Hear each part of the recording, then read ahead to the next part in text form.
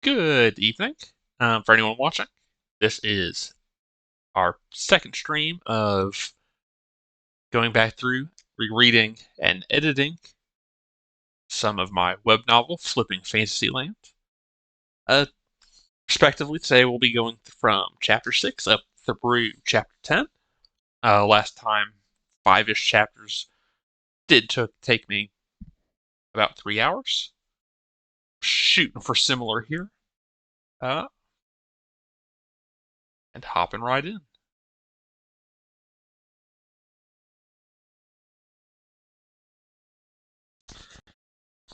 As was the case last time, these chapters do not have titles. Titles are drawn from sections of the chapter itself. Anyone that spots a title, a potential title, or wants to weigh in on prospective titles, feel free to do so.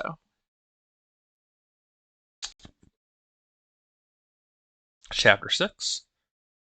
Like so many places in either world that Mila knew, Mousesoft was a city founded by a people in the grand wilderness of lands already clearly occupied by other folks. The human-dominant empire that did the civilizing was from overseas and had made a grand reach into the mainland before finding out two things in quick succession. The environment here on God's land did not take well to wide-reaching countries, and their neighbors back home were much less pacified than previously believed. An empire crumpled easily, but the remnants stayed behind as best they could, the human nations balkanizing as they were forced to sink or swim. That was hundreds of years ago, to the point that Mila had the name of the empire rattling around somewhere.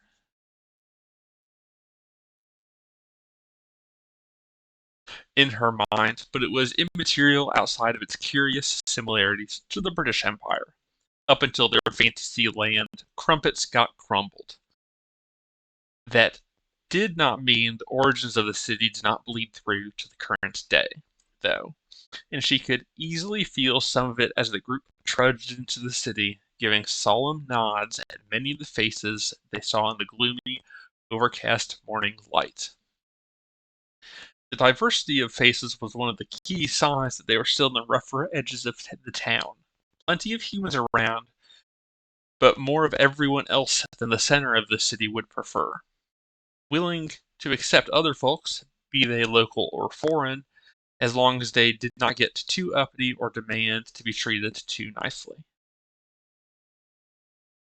The standard irritating thoughts about her home of the last decade or what have you did not get to distract the Pinky enough for their job, unfortunately. It was the slimmest solace that she would not need to escort the remains the littlest bit of their final journey, nor that she would be there to deliver the news. Nobody else was truly distracted either, in spite of their best efforts. In the days-long hustle to get back before Aluka's telekinesis sputtered out, who would be doing what for the final bit had been hashed out quickly, and now it was just a matter of doing the things. Discussion not needed. Na and the mage would be delivering the bad news to the families, while the others would be taking their gear back to their shared home and starting to get things squared away there. Home being the inn and tavern they had an arrangement with, nestled carefully right where the other delineation between the nice and bad parts of town met, whether the locals called the city by its given name or the derisive moniker of Rat Hate.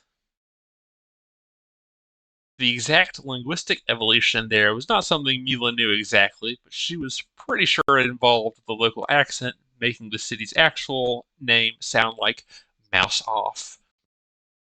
No matter what, though, she was Camp Rat Hate. Whether the Wander Inn, with its wooden sign where the last letter had been stolen, and the I listed to the left to rest against the R, belonged to the good or bad part of town on the day, depending on the day.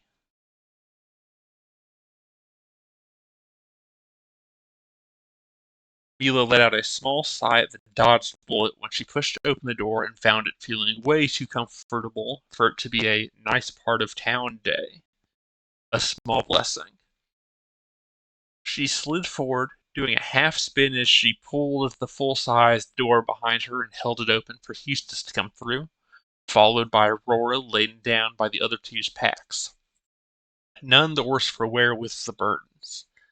The elf raised a hand with all 5 fingers up and gave a nod to the proprietor, managing to flick dark locks to frame his face in Hollywood precision with the move, before heading over to a round booth in a corner, thunking his pack into a vague cubby built into the side of the seats and sliding into shadowy depths.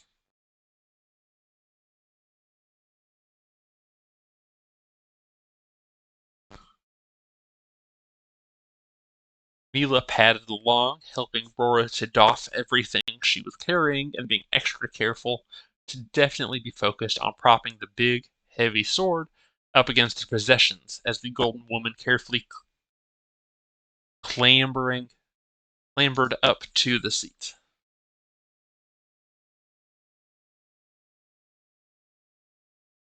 Staring would not be becoming of Mila, after all, no matter how much she might appreciate the muscles the knightly lady had.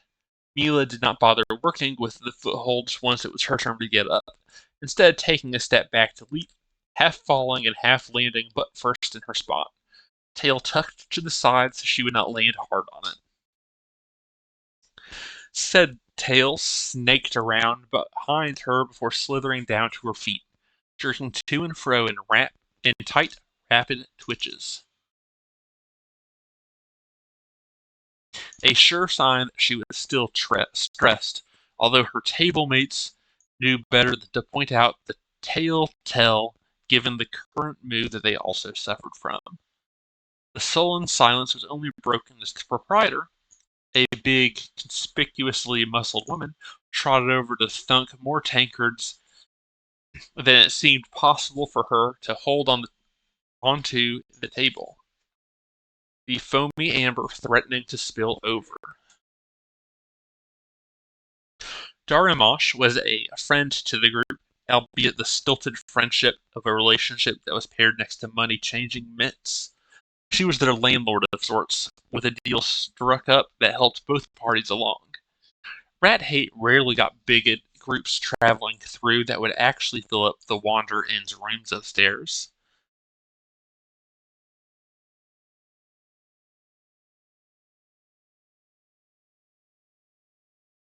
And the adventurers were on the road often enough that they were more often than not paying for a home they were not using. So the deal that Rora had negotiated was a straightforward one. The adventurers paid a heavily discounted price for rooms of their own, and, when in town, would help out around the place. To their benefit, they only paid for when they were in town, and the attic was always open for them, for sleeping or stashing stuff while they were away. The other rooms, in those rare boom times, had no such guarantee. The handiwork around the establishment felt a bit below Mila's pay grade sometimes, but fixing up the odd door hinge or water plumbing was hardly difficult work for her either, and she knew it helped, making it a trade she gladly partook in.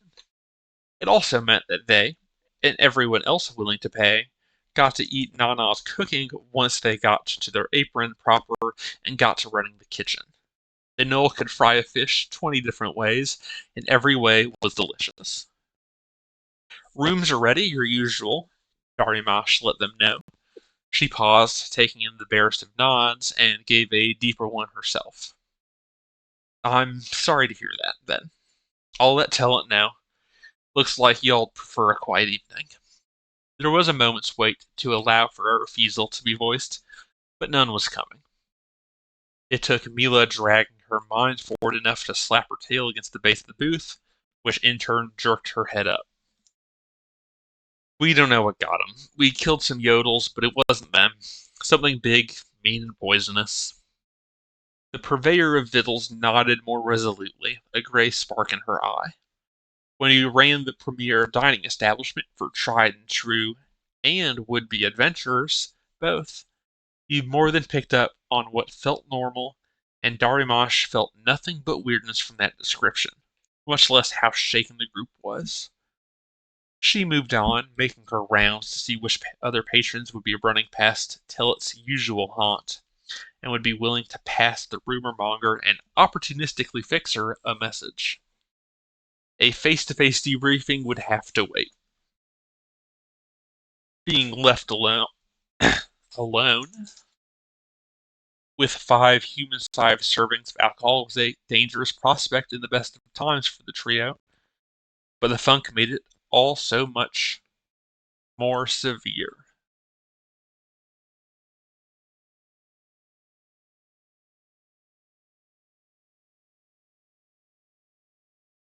Just saying. Adjusting some content classifications. There we go.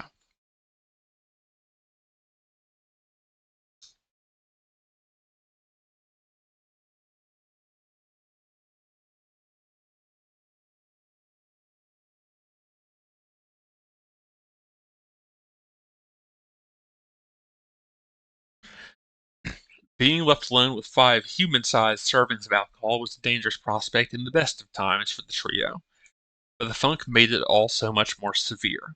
Eustace gave it 2 solid beats before a clammy hand shot out, grabbed a cup, and threw it back, gulping once and then twice, before thunking it back on the table, head popping back to hit the wood behind him. He did not say anything, but the glance Aurora sent his way was enough to know that ale was already starting to hit him hard, his usual lightweightness on full display. Mila and Aluka had argued it was due to some solubility factor of membranes or something, because he was a semi-aquatic elf. Her longer look in the other direction was to watch Mila tackle her first class in a much more directed, focused fashion, putting the drink away with the measured breathing of someone who would and could put many more away this day.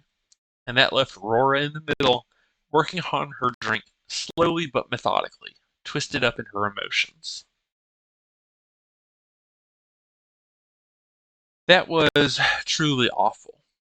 Mila's head bobbed in agreement to the elf's words, a little grateful that they were speeding through Eustace's drunk and pointing out the obvious, yet still understandable, phase. That last bit would fade quickly enough, soon followed by the sprint of talkativeness.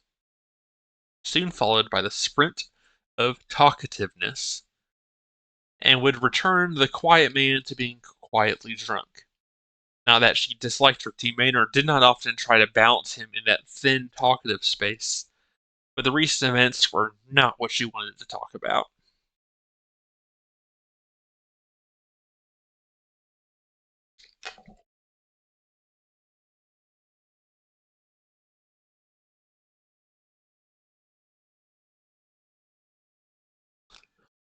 Hell, it was the thing she wanted to think about the least.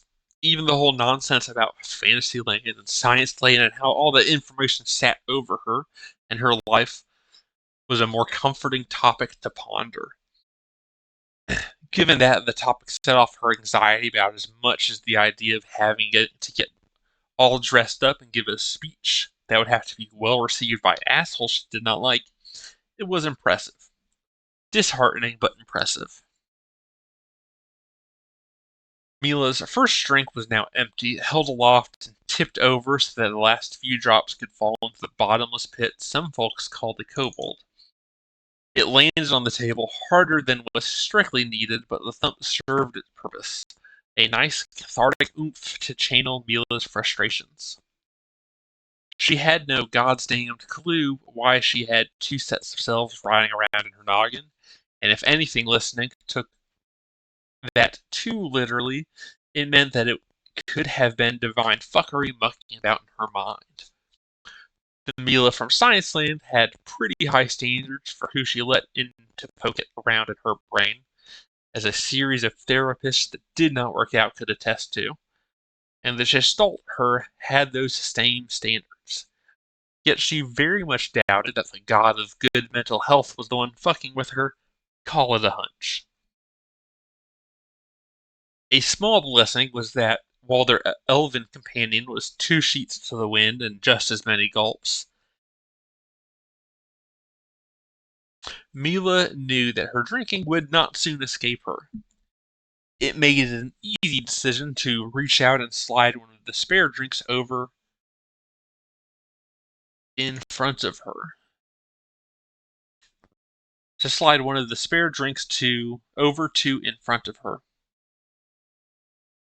making the executive's decision that Luca would not want to let a good drink get room temperature. And poaching from the erstwhile companions tempered the temptation to order something stronger from the bar. Last time she had gotten a good bottle of liquor, she still was not sure what had happened beyond it clearly blooming out to several bottles. The mammal types still gave her the occasional sideways look that she had not been able to decode yet. Beyond that, the hard alcohols of Fantasyland were a good bit kinder to you on the same approximate budget. It was not to say that Dariush's stuff was bad, notably, just that when it came to scuzzy, cost-effective drinks to get properly shit-faced on, maybe Fantasyland as a whole had a few things to learn. Woo industrialization. Her concerning analysis of alcohol's tipsifying power to standard unit of currency rattled a few screws, enough to bring her back to the present, near lapping at Nana's drink that she had in her hands. It was rather unladylike, and she set herself to just taking gentle, small sips of her third cup. The bitter ale mixed with the metallic smell and feel of the tankard, not dissimilar from licking a battery. She focused on that for a little bit, not noticing Rora's eyes watching her and pointedly ignoring the 3 new drinks set out in the middle of the table. It'd be a while, she promised herself, before she had another one tonight. If she had another one. She did startle, jumping in place and straightening up her tail when Nana's weight hit the seat of the bench, sliding around and soon being joined by Luca himself. Both looked as rough as Mila felt, which could only mean that she looked like something a cat had horked up. The thought did not make her feel better. It did make her look at the 2 closer, though, and she did not need to ask how it had gone. Bad news was better than having to wonder forever, but that did not make the delivery nor the receiving of it any less emotionally charged. And that charge had clearly drained to them an uncalloused hand and a thick, fur-backed mid, each claiming drinks of their own and working towards Mila's streamlined method of consumption, very out of character for the both of them. Their landlord, lovely as she was, drifted by only long enough to feel that they were not ordering food, at least not yet. They would need to eat, to bathe, to dig out their spare clothes from the trunks they had stashed away in the attic. But that was all for later, when everything was dulled and less like poking at an exposed nerve in the back of their collective mouth. They were all out of sorts, all out of character, which meant that the drunken Eustace was the only one trying to broach any conversation, failing due to a mix of slurring his words and slipping into his native tongue, the dialect of Elven only halfway parsable by Mila in the best of times. Uncomfortableness stretched out, languishing like the metaphorical cat that had puked up perhaps all the party, until Mila just could not have it any longer. "Reckon it'll rain tomorrow?" she asked stiffly, shifting the weight of her cup around its weighted base. The awful stab at small talk helped break the spell with a round of snorts and giggles. None all that hearty, but enough to be something. The mage popped his drink down hard enough to splash a little bit onto the table as he fixed her with a look with one eyebrow raised. It's rained at least a little each day in the last 3 weeks here. Do you reckon it'll rain tomorrow? Using her exact words brought a cracked smile to Mila's face. Oh, I reckon. I reckon indeed. I'm not betting against that if that's your intention here. It's rained the last 3 weeks. Why, if there's a dry day on the horizon, it'll be tomorrow. Mila's empty ploy to get a sucker's bet in her favor pulled a snort of laughter from the table as a whole, the stress everyone was holding starting to drain away.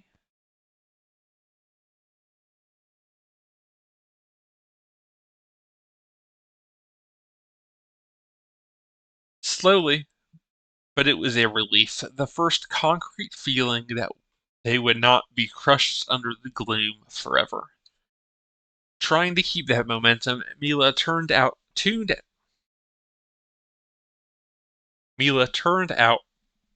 from the table and glanced across the wide tavern, eyes built for subterranean living cutting through the flickering light without issue. They were not up for partying with others, not yet. Not tonight, and probably not tomorrow. But that did not mean they could not appreciate something suitably greasy to go with their drinks and their own company.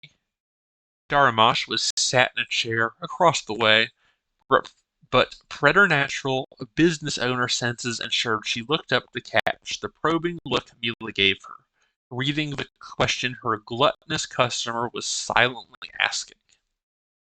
Chicken, frog, and catfish today. One of each?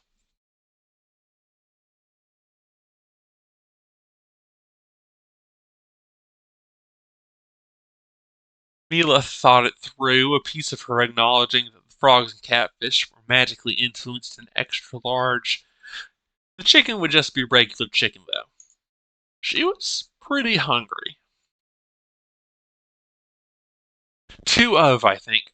Whenever you get to it, though. No rush, she decreed, knowing better than to pressure the person who would be in spitting range of your food. She turned back to the table, reconsidered, and leaned back out to request, and a deck of cards, if that's all right. It depends. Anything going to happen to my cards this time around? Mila gulped visibly, only now recalling they were on slick mud after the last time they had borrowed cards from, and then reimbursed Daramash. No games involving slapping this time around, so no. Taking a break from slap games. Can't take Rora anywhere. The last tidbit was said in a faux whisper and earned Mila a tail pull that dragged her back into the shadows of their nook, much to the tavern keeper's uproarious appreciation. Mila turned back to her friends, one hand reaching back to rub the top of the base of her tail, where it tucked into the back of her shorts. Damn, have you been working on your grip strength? I think you just shattered a few scales. Rora had looked a bit embarrassed from the joke aimed at her, but the idea that she might have actually hurt Mila's tail, still held fast in her hand, had her eyes shooting open and fingers falling slack. I'm so sorry. Not willing to let the unneeded apology finish up, Mila pulled her tail down through the loose hand, but not away, popping the end of her tail up to arc around and lightly bop Rora on the end of the snout. It paired well with the forked tongue stuck out. Relax, please. I'm stern stuff. Miss Mila, stern stuff isn't the name many use, Nana agreed, edge of their lips pulled up as they enjoyed the show of the two kobolds toying with each other. Both had grown up in small kobold towns, and while their upbringings were mighty different, their similarities were fun to watch bounce off of each other. The moniker felt right to Mila herself.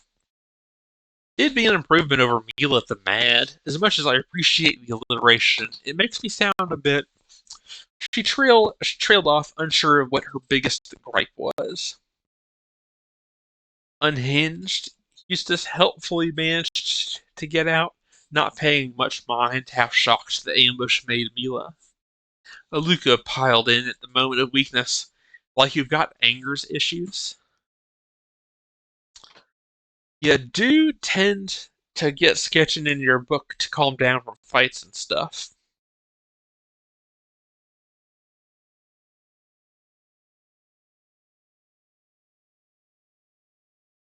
Mila tried to look affronted at all these blatantly false, untrue accusations, but she had trouble keeping a straight. She had trouble keeping a straight face at how quickly she had been hit by the series of observations. It all broke down when Aurora tried to come to her fence, putting forth, well, those the intellectual exercises are a kind of meditation. They help, right? And then it was her trying to pull herself from her laughter, her drink having hit her harder than she had thought. Should have had a snack first, perhaps. The others were enjoying it too, at least, no matter if they all could feel it being a bit forced, but that was okay.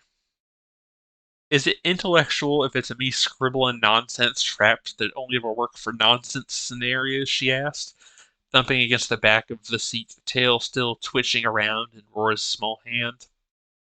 Aluka's answer of "certainly is just theoretical" came at the same time as Nana's "nah, it all nonsense," which felt widely accurate in its own way while being rather funny to the three of that had not supplied an answer, setting them to more giggle fits.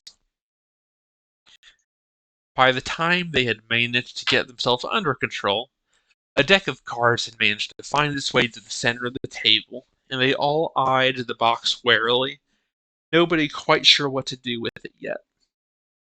It did not take too long before the standoff was broken by Nana, who began doling out the entire deck around the table. Anything like poker leaned into gambling too much for their collective taste, and it was embarrassing to admit, but the caveat of no slapping ruled out their more standard card games. That left Bullshit, whose rowdiness was typically capped at shouting its titular phrase. There was not much after that when the game was in full swing, accusations of lying getting flung across the table from near the outset, mostly between Mila and Aluka. Cards changed hands, interspersed with people wiping down their greasy hands on cloth napkins so as they threw themselves into the bar food with gusto. And nobody even got on to Mila for also practicing, controlling her tail by dedicating it to snack duty, once Aurora eventually let it free. It was a good way to spend the hours into the late night.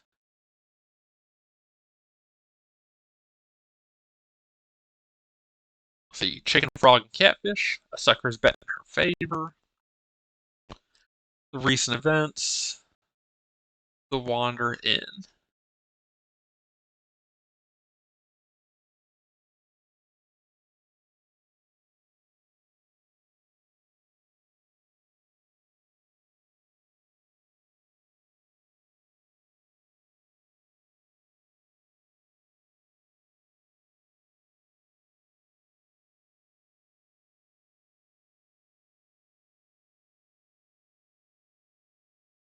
Chicken, frog, and catfish, the wander in.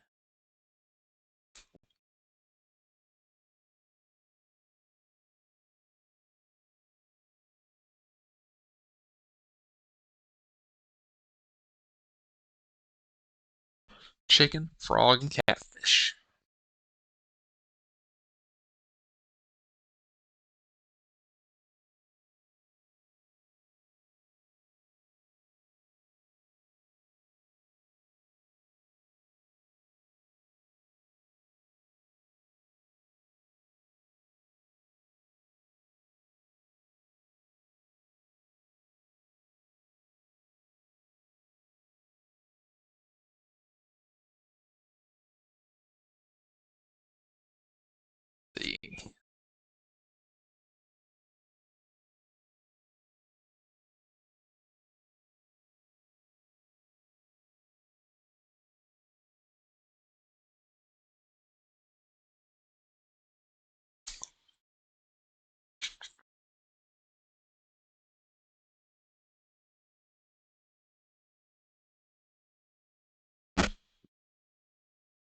Two Sheets to the Wind or Miss Milla Stern stuff?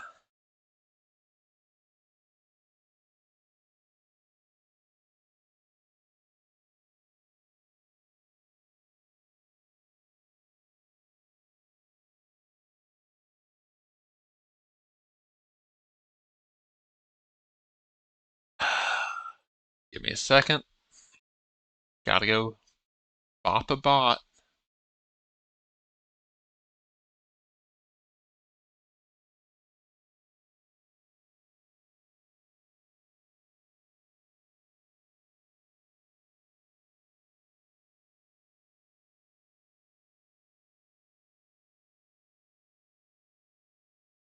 One day I'll figure out how to make people mods.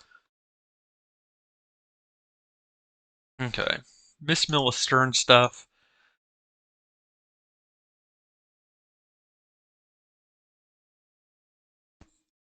Two Sheets to the Wind.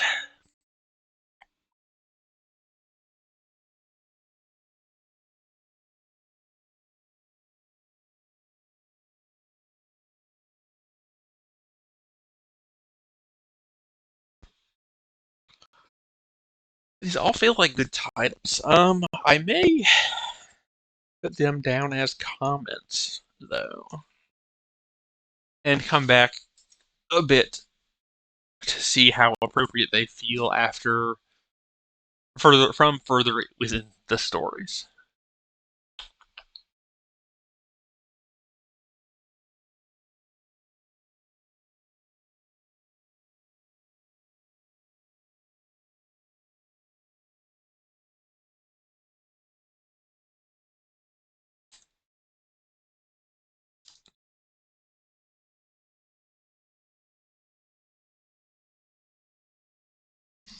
So all three of those are pretty solid titles, I feel.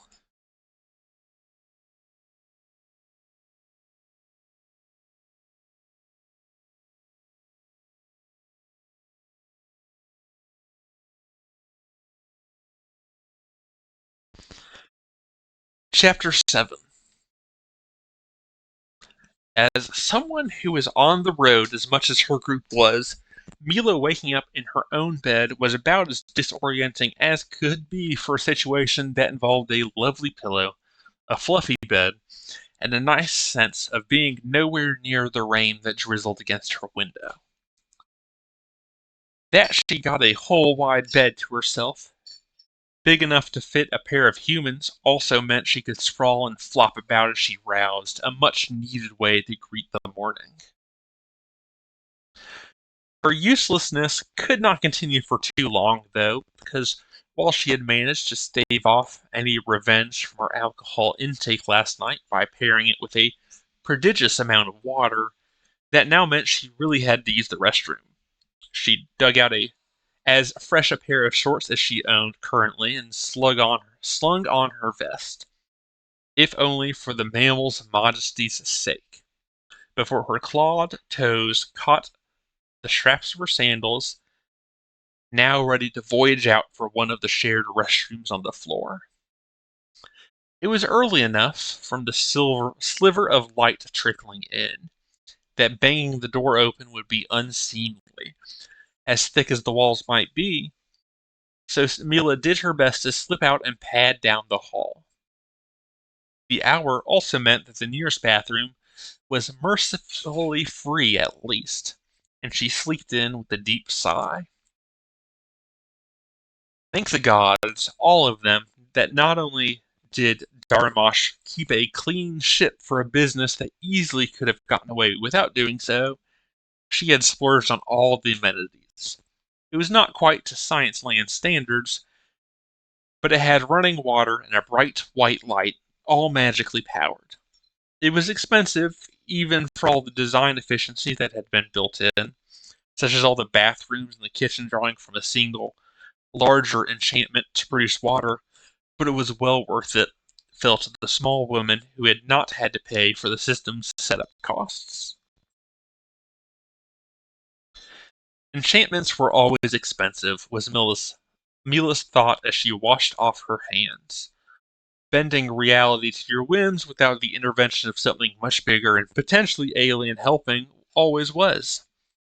Mila did half the budgeting and paid for the team, and saw the expenses Aluka went through that got compensated for before the money got split. But when you were encoding that kind of magic onto something that was supposed to last, all the needed ingredients spiked in price hard. Part of that made sense to Mila in that you did not want shoddy workmanship in a structure designed to dump water out on demand. But even beyond that, it felt a little excessive. Rules were involved she did not understand, maybe, but it bugged her all the same. She skipped taking a shower for the time being. Mila liked to gripe about the unfairness of not having access to magic personally, but her own abilities that strained belief were precious to her, and took routine maintenance. While it had been a hellish habit to form, one that had never panned out in Science-Land, albeit whose benefits would have been solely health-based, now it pushed her scales backwards something fierce when she did not get her exercises in the morning when they were not out in between cities.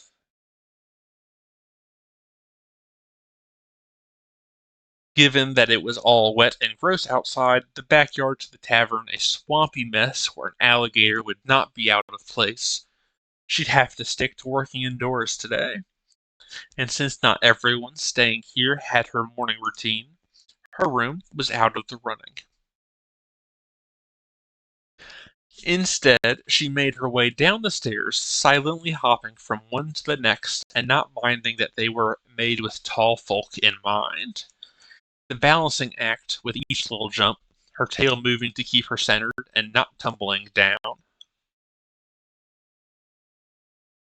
was not part of the actual exercises, but it was a nice little warm-up all the same. Getting to the bottom, Mila was not surprised to see that she was not the first one down. The tavern itself was closed, as Darimash did not do breakfast, but Nana was in the kitchen already. So many typos. Getting a jump on the day's food preparations as part of their contribution to the deal that let them all live here. The Knoll was a follower of the goddess of feasts, after all, and Mila was pretty sure that cooking up all the food scored the clergy person brownie points with the goddess. Nana was making out like a bandit with the deal, Mila suspected. Not that Mila or Darimash or any of the others minded it at all. That the tavern keeper would get mornings off and spend most evenings with a much reduced workload while the adventurers were in town was surely a blessing all its own. No deity directly required.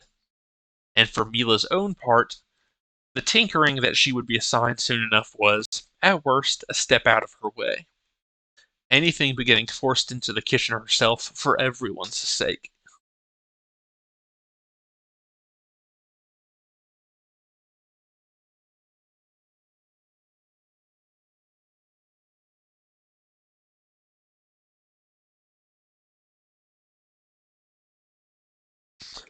That was all for later, at least. The kobold moved up to the bar, hopping up to stand on the rungs of a stool so she could peek past the countertop.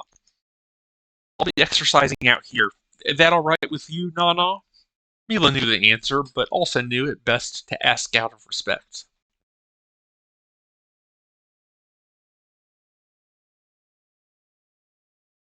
Sure, sure, her big counterpart responded, pronouncing it sure. Sorry. Sure, sure. Pronouncing it sure as they waved a large spoon at Mila offhandedly. Mila barely processed it before she was hopping up and away from the bar, catching herself lightly on the worn wooden floor, and kicking her slaps off with the next bounce. Then it was the first unplanned for workout, moving the chairs and the unreasonably heavy table from where she decided to get to work. The 3 seats were easy enough, if awkward to tip back and to waddle away with.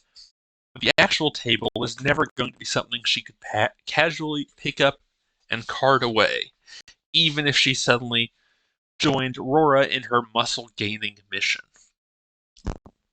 Instead, Mila was stuck throwing her shoulder into one of its legs,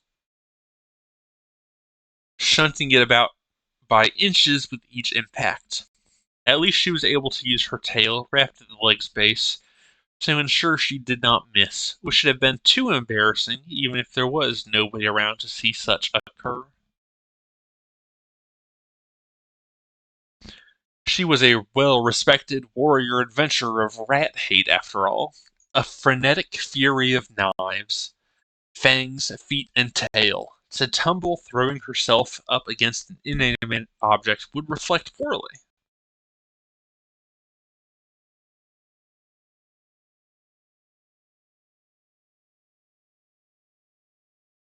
To fumble throwing herself up against an inanimate object would reflect poorly.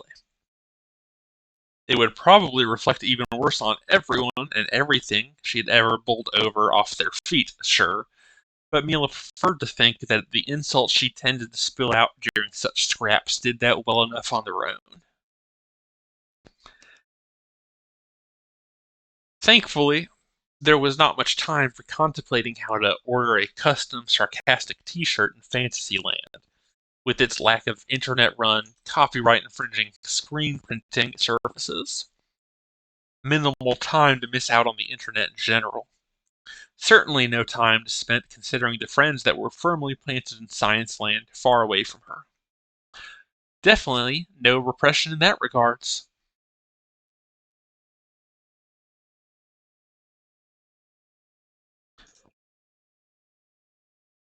With one last thump, the table was finally scooted away far enough that Mila had the room she needed, moving into the open space and feeling it out for a second.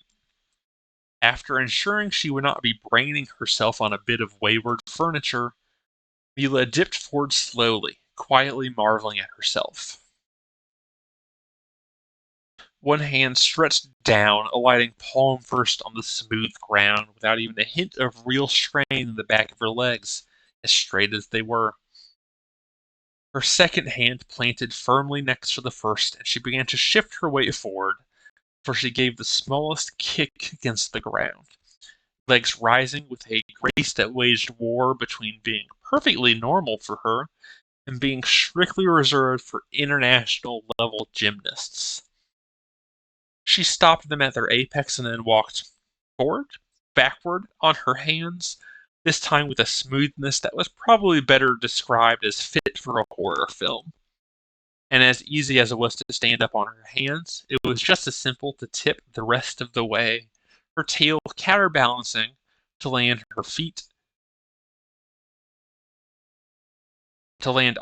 her feet, and push herself back up.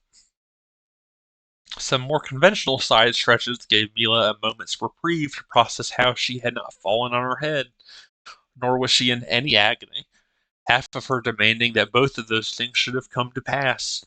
The fight with the Yodels had been contextless for Science Land, which had no monstrous hand-having mystic coyotes, much to the realm's unknowing gratitude. Hacking through the vegetation was something both halves knew how to do, and had felt mostly the same, even if the scale for how big an ivy vine should be was different. But how it felt did not factor in the differences in weight and muscle that were in play. This was something that slammed the differences home the most. The height was one thing. Half of her was still expecting to look at a given person and need to look down. But even if she had been a tall human in Science Land, she had met taller.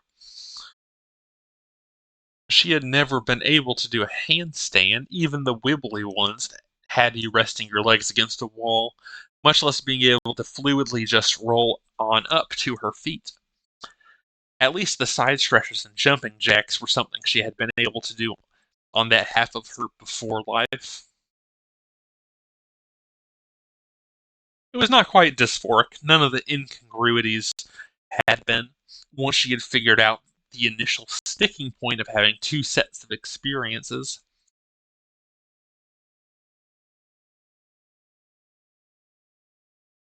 Even the loss of her long hair did not bother her like she expected it to, perhaps offset by the lack of need to shave everywhere else.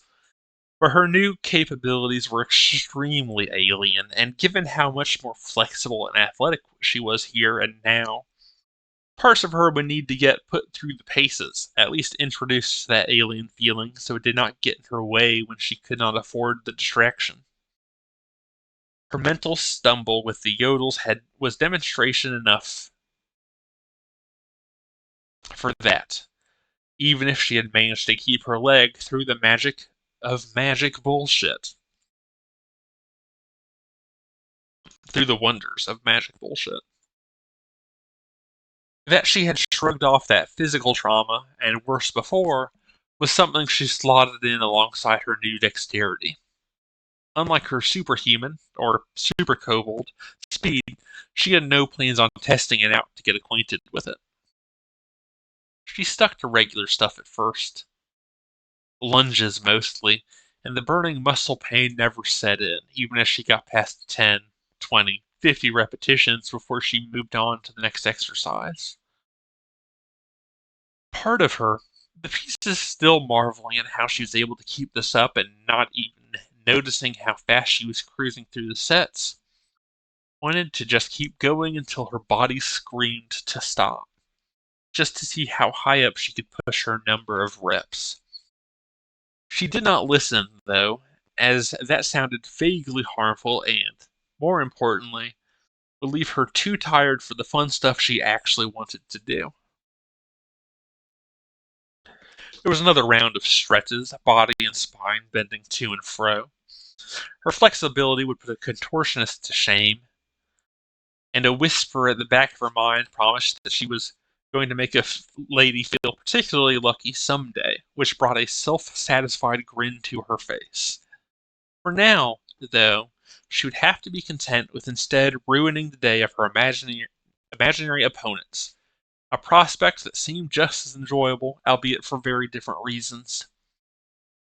Mila shook her head out as she began to bounce on her feet, toe claws ticking against the ground as she came down each time, sliding her way back. The flickering of the magical light, a purposeful affectation to mimic the much less safe torchlight that felt right for a tavern, set her silhouette flickering about sporadically enough that Mila could not quite get the pristine image that came to mind when she thought shadow boxing. It was a small disappointment that only lasted the first handfuls of straightforward punches she threw, arms tucked in close and fists snapping out in a beat that only grew faster.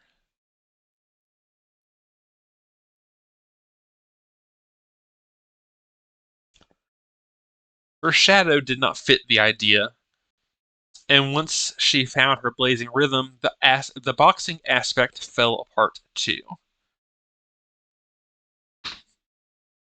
Kicks soon entered the mix, a blend of low and middle height kicks, each attack moving into the next with a fluid perfection that felt well planned, even if it was just her flowing into what felt natural. Which is exactly what she did, letting the current move her into the meat of her practice.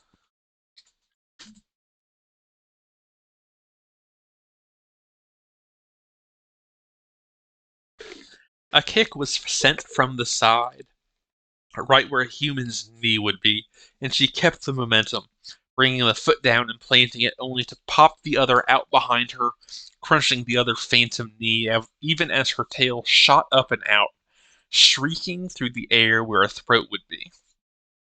She kept moving, though, dropping her slight weight down, pivoting and uncoiling up into the air, her smile stretched wide over open teeth that sought blood that was not there.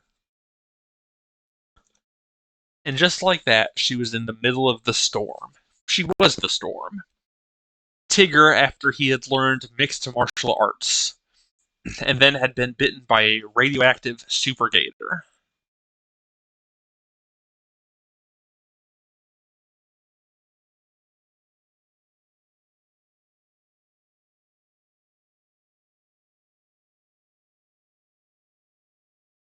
Potentially still waiting to hear a speech about power and responsibility.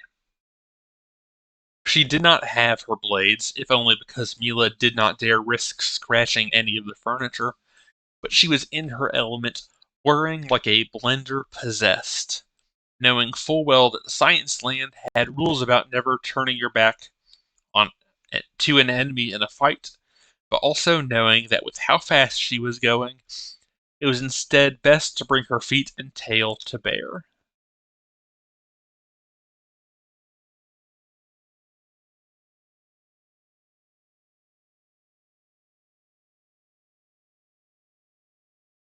It was not her own conclusion either, although her time on the job and in the fight had also said that it was true. Her whole fighting style was not hers alone, instead largely coming out of a massive tome she had found years ago, back before she had left where she grew up without looking back. It had been awkward to learn at first, as all the spinning took a while to get used to, but even now she was working to learn more of it, refine it, make it work for her wholly. It was a massive manual, after all, with illustrations as small as the author could make them, far as Mila reckoned. One day she would master all of it.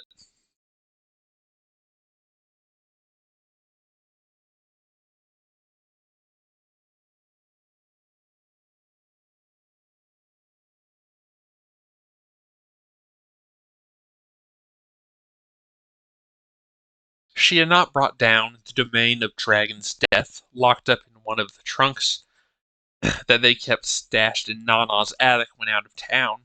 For today, at least, she had taken a break. She could take a break and not start refining the next brutal trick up her sleeve. Well, that, and while she was excited to get back to working on bettering herself, first she had business of the day to take care of. Her mind starting to work at that knowledge as her flurry of shadowboxing began to wind down.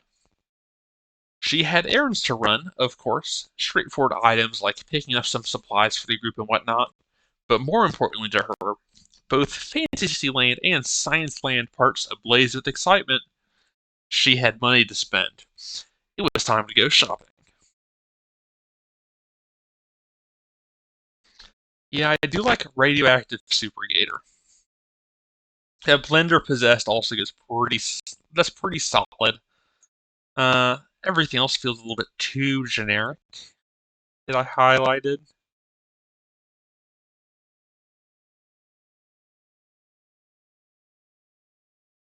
No Repression is kind of funny, but will almost certainly come up similarly eventually.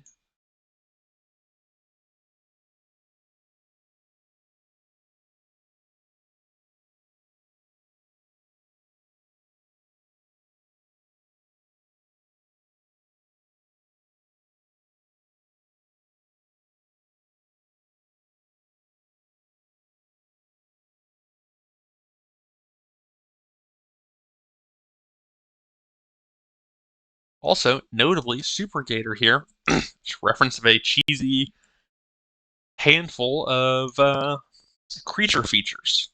The best of which is probably Dino Croc versus Super Gator, in case anybody needs my opinion on the matter.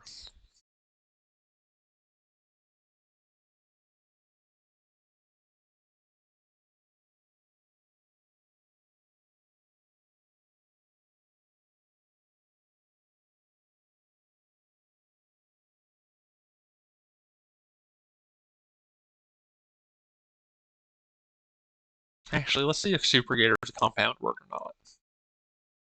Official Super Gator.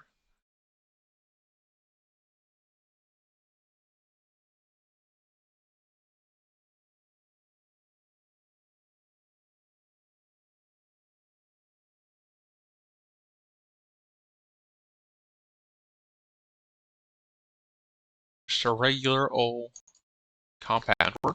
That's good. Chapter 7, Radioactive Super Gator.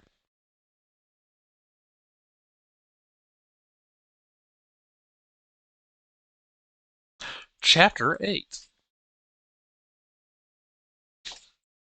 Well, first it was time to take a shower, which also sounded very nice.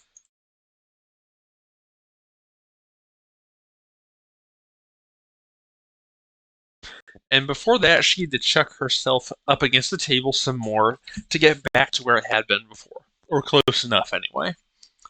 Then it was back on with the sandals and trotting upstairs. The bathroom she came to was occupied this time, but on knocking, a familiar voice called out, "I'll be out in one moment." That sounded reasonable enough, so Mila waited, a small smile at her lips when Aurora opened up the door and stepped out, still looking tired in spite of her own good night's sleep and recent shower, and far too comfortable in the overly fluffy blue bathrobe she sported. "Oh, good morning, Mila." Mila eased back and away against the wall as the other kobold moved in a bit closer, and Aurora did not follow further. While they did not quite get as wet dog smelling as humans, kobolds still sweated just fine, and Mila was acutely aware that she stank of nickel from her workout. The last thing she needed was to ruin the relaxation and cleaning Aurora just underwent. "I'm going to head out to some stores after this, if you want to join me," she offered as Aurora tightened up the shoulders of her robe. They went shopping pretty often, having many shared stores of interest, and had even made each other's acquaintances at their favorite, a bookstore a few streets over. Aurora thought about it for hardly a moment. "That sounds delightful. I'll get dressed. Is it raining today?" "It is indeedy, yep. And I will be a bit, so no rush." "See you shortly, then." Mila sidled on past, Aurora stepping away further even though she had not been blocking the way into the bathroom. She did not turn around to see the golden kobold's look of concern, nor was the mirror low enough for her to see behind her without stepping up on the stool in front of the sink. Instead, she hooked the door shut and popped the latch into place, not too concerned with the security, but appreciating the feeling of privacy a vestigial lock gave. She cranked the shower and felt the water with a hand before she then began shucking off her clothes and chucking the garments. Shucking off her clothes, chucking the garments right into the shower before stepping in herself, her sandals the only thing that were left outside. Being so short was pretty great for the shower, she had to admit. It gave her plenty of room to stretch and shift about in the bath. No worries at all about hitting her noggin against the shower head up above. Given that this particular one was hefty metal, that meant easily avoiding concussion, always a plus. Mila was unsure if healing magics took care of brain injuries fully, and she had no interest of risking a CTE to try and find out. After a few handfuls of seconds just enjoying the feeling of water droplets hitting her scales and running down along the grooves between them, she started to move again. She picked up her vest from the floor of the tub with her tail, passing it into her hands so that she could hold it up to the fresh water. She made sure to soak the garment through, turning it around to get both sides, and then folded it onto itself and pressed the water out, letting it soak back up as she released it. She did not wring out her clothes, though. That is how you damage the fabric. She draped the newly cleaned garment over the side of the pewter bath and repeated the performance with her pants, then her one piece of underwear. No brassiere needed, thank goodness. They were about to go tromping around in the rain anyway, so part of her was fine with reusing her clothes, even if they'd still be a bit damp. But washing her clothes while she washed herself was a habit she had fallen into a long time ago. Made it all much less of a chore when she took care of them together. And then she would just typically hang her damp clothes up on a clothesline set up in her room, for clothes as fresh as they can be the next day. Once her clothes were set to the side, she just stood for a bit, face tipped up into the spray of water. It did not matter what world you were in. A good shower was good stuff. Maybe second only to a good bath with lots of bubbles and the water just a smidge too warm at the start. maybe with some music in the background. Unfortunately, Fantasyland's musical options were less robust for personal listening, and that thought sent her mind down a path that soured her shower. The lack of Beyonce hurt a deep twinge in her soul that could not be mended. It also made Mila start to think about everything else that she knew was out there just a world away.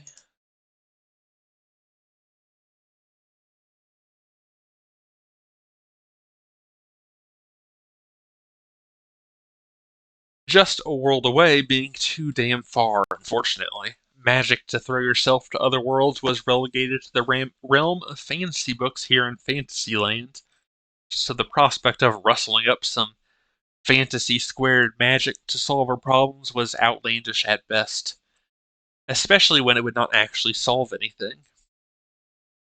She had friends in Science Land, but she had friends here too, and it gnawed at her a tiny bit that she was closer to the folks here than over there.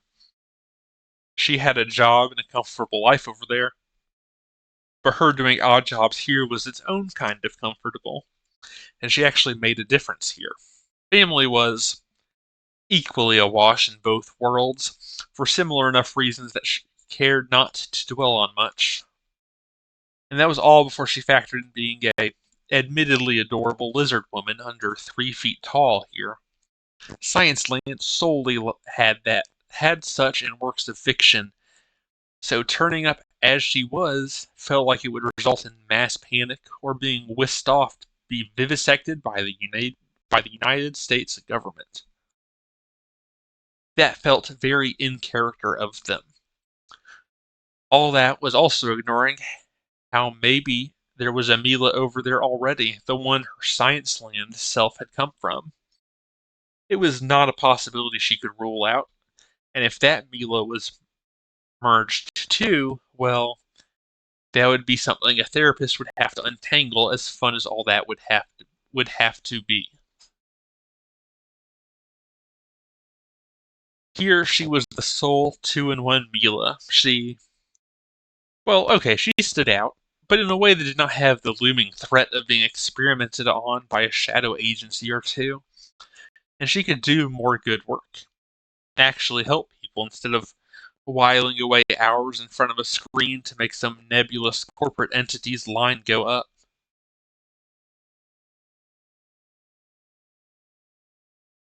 That her romantic relationship back in Science Land had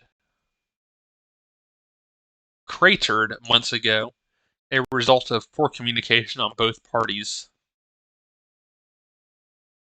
sides, long enough to no longer second long enough back to no longer sting, kept her from jumping to a need to get back. But the idea of never playing with her tabletop gaming games group or never rolling down to her local game shop did ache. Morbidly, a chunk of her Science Land self was intrigued by Fantasyland, acknowledging the much greater physical dangers of the wider world, but excited to see more of it. Getting packed off to a strange world was prevalent in a lot of literature she consumed.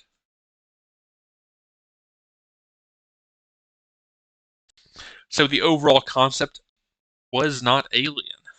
Those stories often had helpful status screens and rarely had their dashing heroine riding co-pilot with a version of herself that was suspiciously similar, much less all stitched together to that co-pilot, all horror movie-like. Mind melding and yodel physiology aside, though, at least it was not as bad as many of those grimdark fantasy settings that Mila hated accidentally starting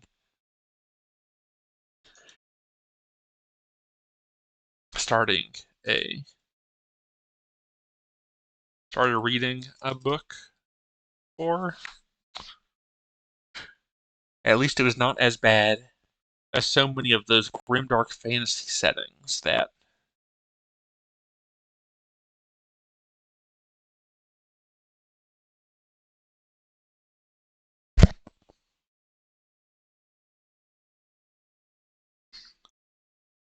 as so many of those grimdark fantasy settings that Mila hated.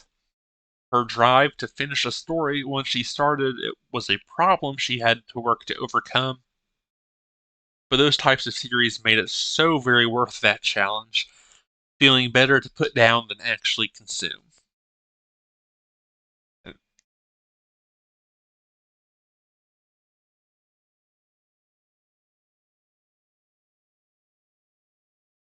That Mila did not have access to some hard statistics, no status or character sheet at all.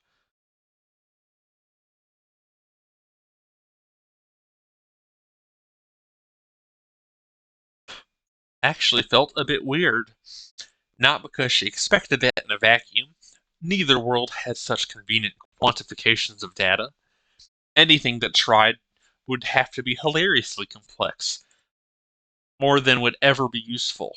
No, it was weird that some, but only some, of the things here in Fantasyland mapped over to Science Land's fantasy zeitgeist. She was a kobold, for Pete's sake. The little reptile kind from Dungeons and Dragons and Pathfinder and their ilk. Pretty much all of the humanoid-ish people she could think of seemed to have a counterpart in one fantasy series or another. Yet, plenty of other stuff was completely divorced from any fantasy series she could churn up in her mind. The damn Yodels were just regular coyotes, creepy and cunning as they were, dosed up with magic and given some upgrades. They were terrifying in practice, but their mind magics and ability to do basic manual manipulations to open doors and shit. They were terrifying in practice, with their mind magics and ability to do basic manual manipulations to open doors and shit. There was no schlocky creature of fantasy novels. God, she hated coyotes. Just a second, stay hydrated.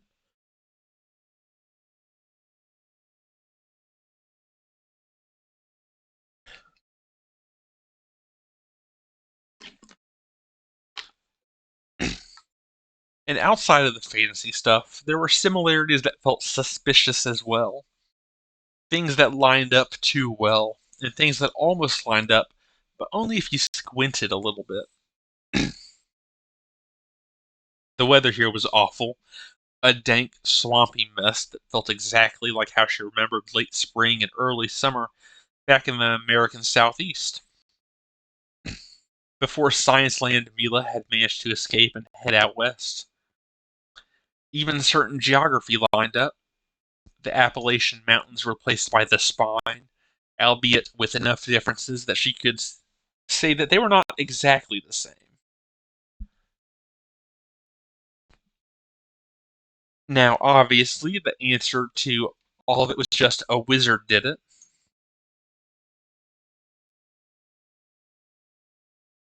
Hand-wavy, perhaps, but she was also just some gal who was busy getting all her shower thoughts worked out over the madness that had settled upon her this past week.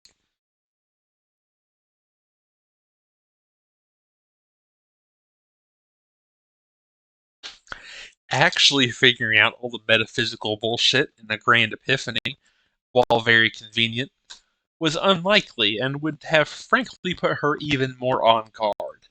She had plenty of experiences with she had plenty of experience with grand, insightful reveals, and everyone that had hit her had done so fiercely, with the crushing knowledge that she should have figured that shit out ages earlier, but had been too busy getting in her own way.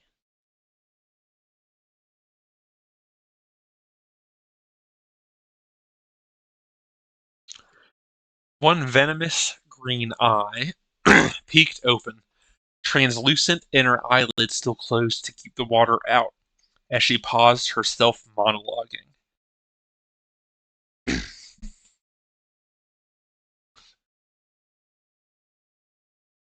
Excuse me. She wanted to give the universe at large a suitable beat to interject, if it felt it was dramatically appropriate to do so. Mila did not want the universe to withhold answers just because it would be rude to interrupt her, after all.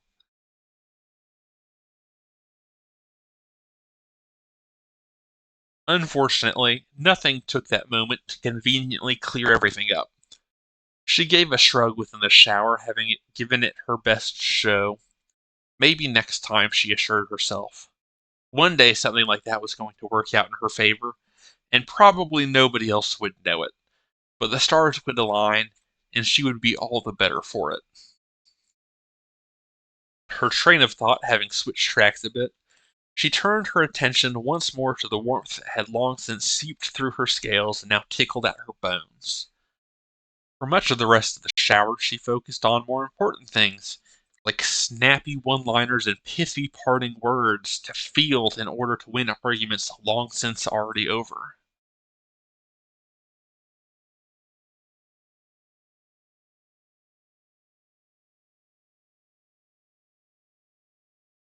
She had grown accustomed to the tides of despair, albeit for issues that she had since come to terms with and addressed within herself.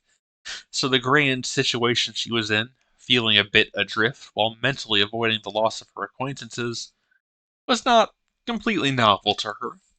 This would just take a bit longer, is all. A few more showers, at least. That did not mean she was not allowed to enjoy things either, and her imminent shopping trip had her tail swishing excitedly. They had divvied up their job's pay late in the night, subtracting the overhead and passing out shares, with one share going to their "oh fuck" fund.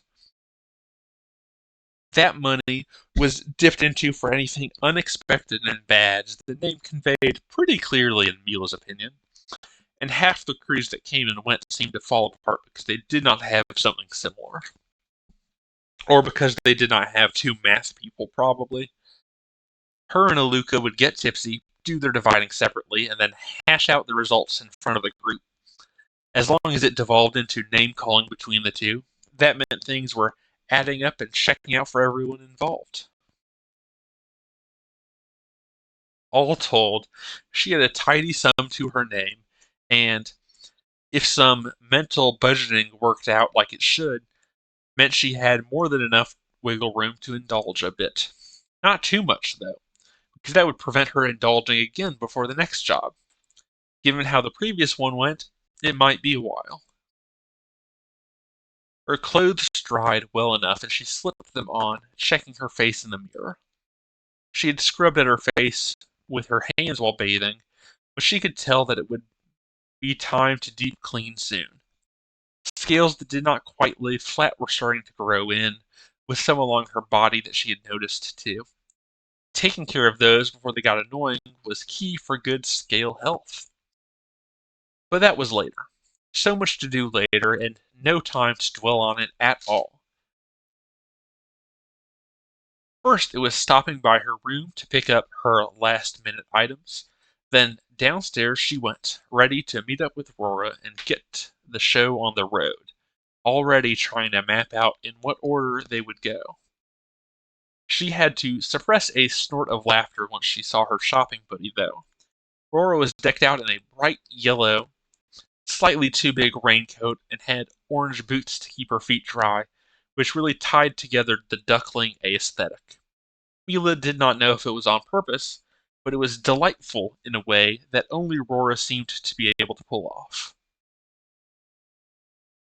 It took a special kind of lady to pull off the potentially accidental cutesy outfit, but given how Mila had also seen her take a 4-foot long slab of metal and bisect things, Rora managed just fine.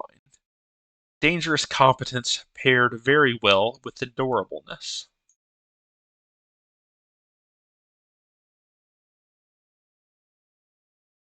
By comparison, Mila's outfit today was business casual, but only if you already knew her line of work. And not the white-collar kind either, that had one wearing one of those stranglingly insufferable ties. Her shorts and vests had pockets galore that held all sorts of knickknacks one might need at a moment's notice, plus she had her pair of knives tucked away against her hips. Even her rain gear was not what most would be toting in town. She had shrugged on a poncho over the pack she sported, the canvases at mottled greens and browns being more for hunting than shopping. A twinge of jealousy scratched somewhere in her mind at the disparity on show, but Mila did not let it take root. Looking good today. I've got a few places I gotta hit up. Anything specific for you? She asked, an eyelid raised. At least she herself did not blend in with her camouflage rain gear. Fuchsia stood out. Rora smiled and moved closer, not quite waddling with her outfit. The bakery is all. Mrs. Morris said she was going to be trying out new pies as different ingredients were brought in, which did sound delicious to Mila, nodding along. In the bookstore, of course. Something new would be nice. Oh, absolutely the bookstore. Only so many times I can read Sir Connor swooping in and saving damsel Heather, or whatever her name is, setting her heart aflutter before I want to puke. By your own testimony, you had that reaction the first time you read the first book. That did not prevent you from borrowing the sequels. I just wish that Heather would, I don't know, stab her captors next time or something. Be more proactive. And then the protracted, longing gazes in high stakes situation. Have professional standards.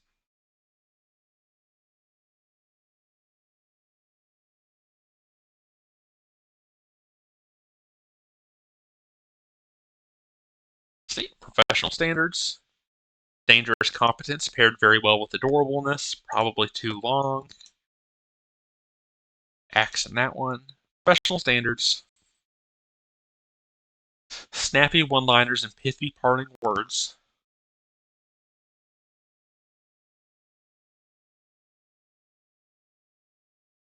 She's not getting in her own way yet, so. A wizard did it.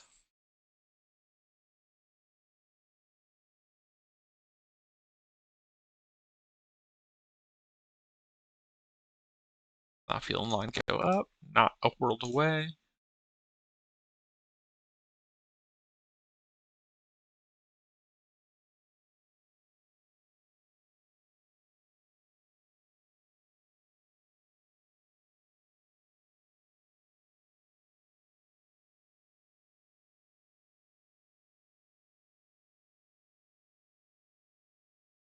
Snappy one-liners and pithy parting words. I do think that's the one I'm going to go with.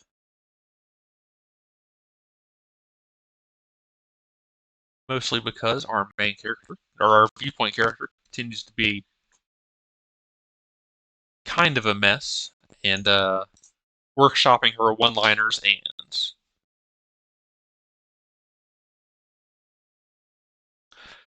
just a world away.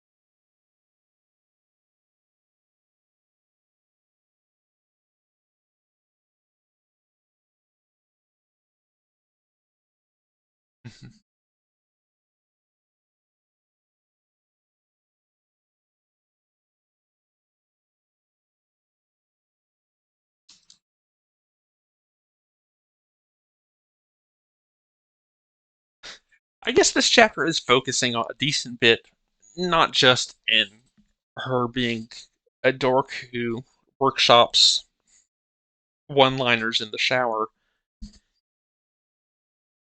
but that there are elements that are just a world away, and most of them just kind of don't stack up in a very real way.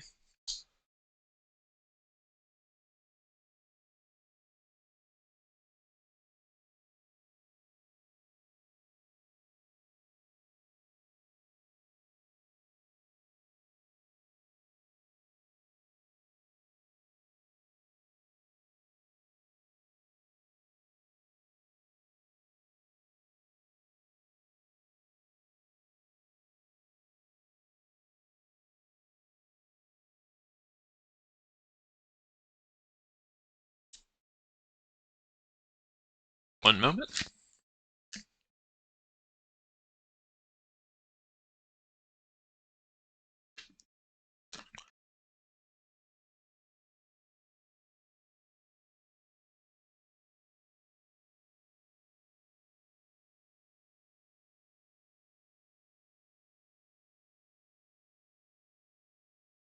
Chapter 9. Even with waterproof bags, toting around books with thin pages in the current humidity would ruin them swiftly. So they agreed that the bookstore would have to be the last stop they would make. After all, the books they most often purchased were very much not the type to be heavily bound and resolutely made. It was pulp writing all around. The first shop they stopped by was a weaponsmith's, although from the outside it was more in common with a general store than anything else. It lacked the large vents and smoke that came to mind for metalworking that most places in adjacent fields had in town. Just like how the Wander Inn had a good amount invested in its plumbing magic, the Forge's owners had gone above and beyond to throw money at getting an enchanted forge set up, situated across half of the back wall. The owners were not human, certainly, but neither Rora nor Mila nor anybody else in there knew what their species was exactly, and it would have been the height of rudeness to ask out of nowhere. They looked mostly human, but had a yellow-orange complexion, and their hair seemed to be in part fire itself. Physical enough, but flickering and dancing about like a flame. That and they were a family of clones, born from some process or another that they had control over. That they lived in the other half of the building with the magical forge inside of it made Mila think that they kept it quite toasty at home. The oldest, Ray, leaned against the tall counter and seemed to be bopping along to the muted melody of metalworking coming from behind the other half of the back wall, where a clear panel allowed customers to watch the family work their craft if they so chose.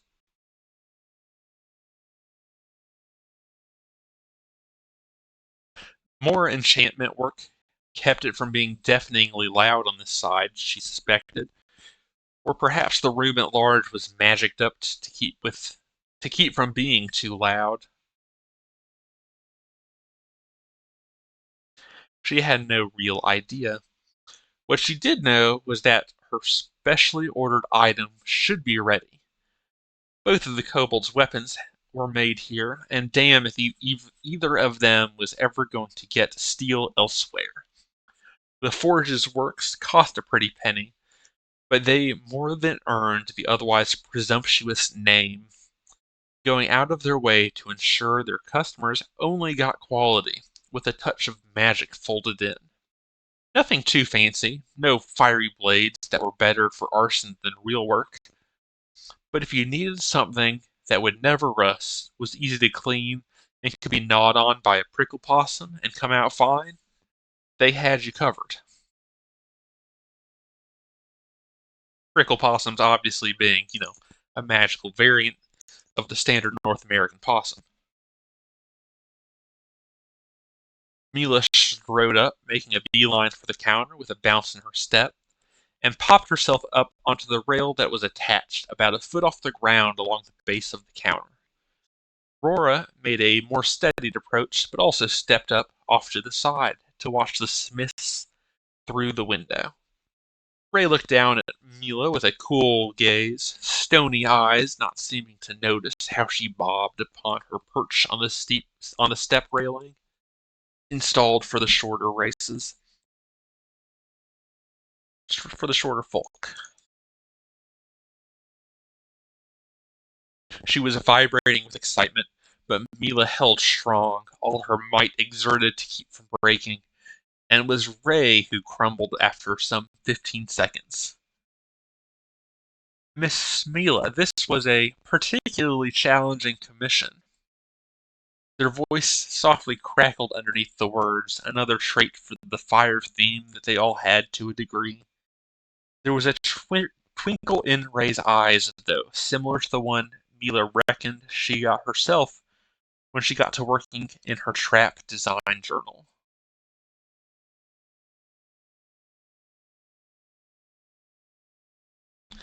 Well, if the Great Forge can't handle it, I understand. I just figured, since y'all are supposedly the best, might at least let you try, she counterattacked, not bothering to hide her smile. She threw her hands up to the top of the counter and beat out a series of alternating slaps against the lacquered wood. We are the best, and you needed the best. A lot of people hours went into making it work, but, well, it works. Of course it does.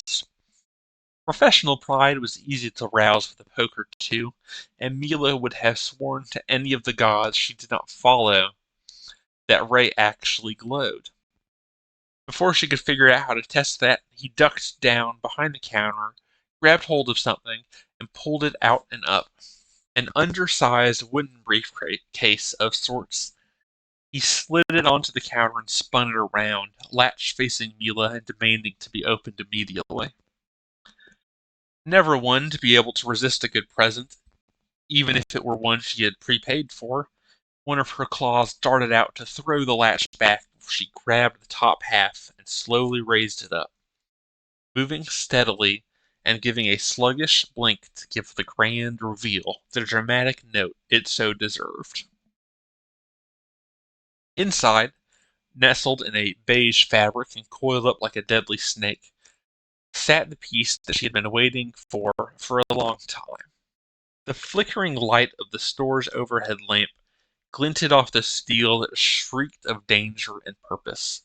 A tapering length of chain, whose links had an edge on each side, its tip ending in a nasty, flexible point. The large end had a series of leather cuffs, and it all looked perfect. Gorgeous, she whispered, not yet willing to disturb the beauty by touching it yet. Devil of a time figuring how to keep the back half from drooping. If you look closely at it, you'll see what we had to do. The flat links are connected to each other, too. Pivot against each other. A jeweler's trick, that. At the direction, Mila dipped a hand in carefully, picking up near the tip to examine what he meant. And sure enough, there was what looked to be a stud driven through the links that, on a normal chain, would hardly even touch. She gave an appreciative growl as she admired the workmanship, until she realized how she might better show how much she approved of the work. Want me to try it out? Just, to make sure it's up to standards. Ray caught the cheeky wink she gave with a laugh. Please, just, sorry. Please be my guest, just to make sure. That was more than approval enough, and Mila hopped down to shrug out of her poncho, putting it over in the corner and making sure to shake off any water before she moved back to the counter, hands slipping into the case and withdrawing her weapon with a loving care that only a mother could give her new favorite child. The tome she had learned how to fight proper from was all about using everything as a weapon, included how to fight with your tail. While it lacked instruction on how to create them, this included what had fascinated her for quite some time and now had finally acquired: weapons for one's tail. And while Aurora strode about like a particularly outdated Tyrannosaurus Rex,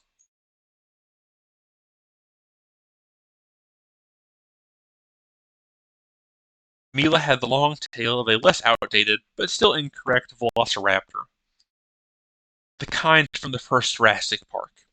So to make the longer and all the more deadly was a dream. So to make that longer and all the more deadly was a dream come true.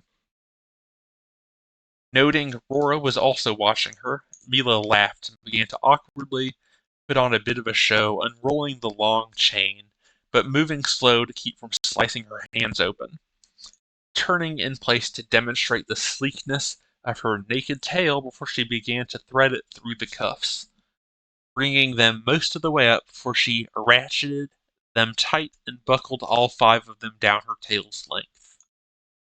It was perhaps the world's least sexy reverse strip show involving a novel, dangerous implement, but by dint of possibly being the only one, it was also in the running for the best. By the time she was finished, Mila had to take a few moments to calm her breathing down and center herself, Aurora having laughed so hard she stumbled right off her spot on the railing. Ray doing their best to remain professional by hiding their laughter behind a hand. But as Mila reined herself in, her audience also managed to calm, and she focused.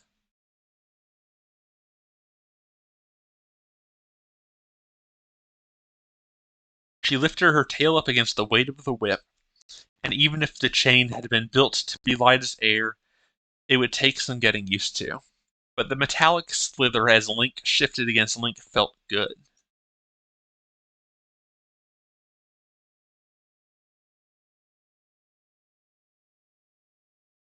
As her tail fell into its natural and constant movements back and forth, the steel came to life and soon followed suit, dancing above the pocked wooden floors as if it were a natural extension of herself. The laughter that bubbled up from Mila was less silly and more awestruck this time, and she gave a tiny hop forward while rubbernecking behind to watch how it weaved its way to follow. Give it a test swing was Ray's half request, and Mila saw no reason to kick up a fuss that the other half might be a command. Not this time. The store was empty space away from the walls for just such an occasion, and Aurora backed up as far as she could just in case, which got an appreciative nod from Mila before the dervish straightened up and slowly turned around, unwilling to strike towards the counter, just in case. As a further show of caution. Or as a further cautionary measure.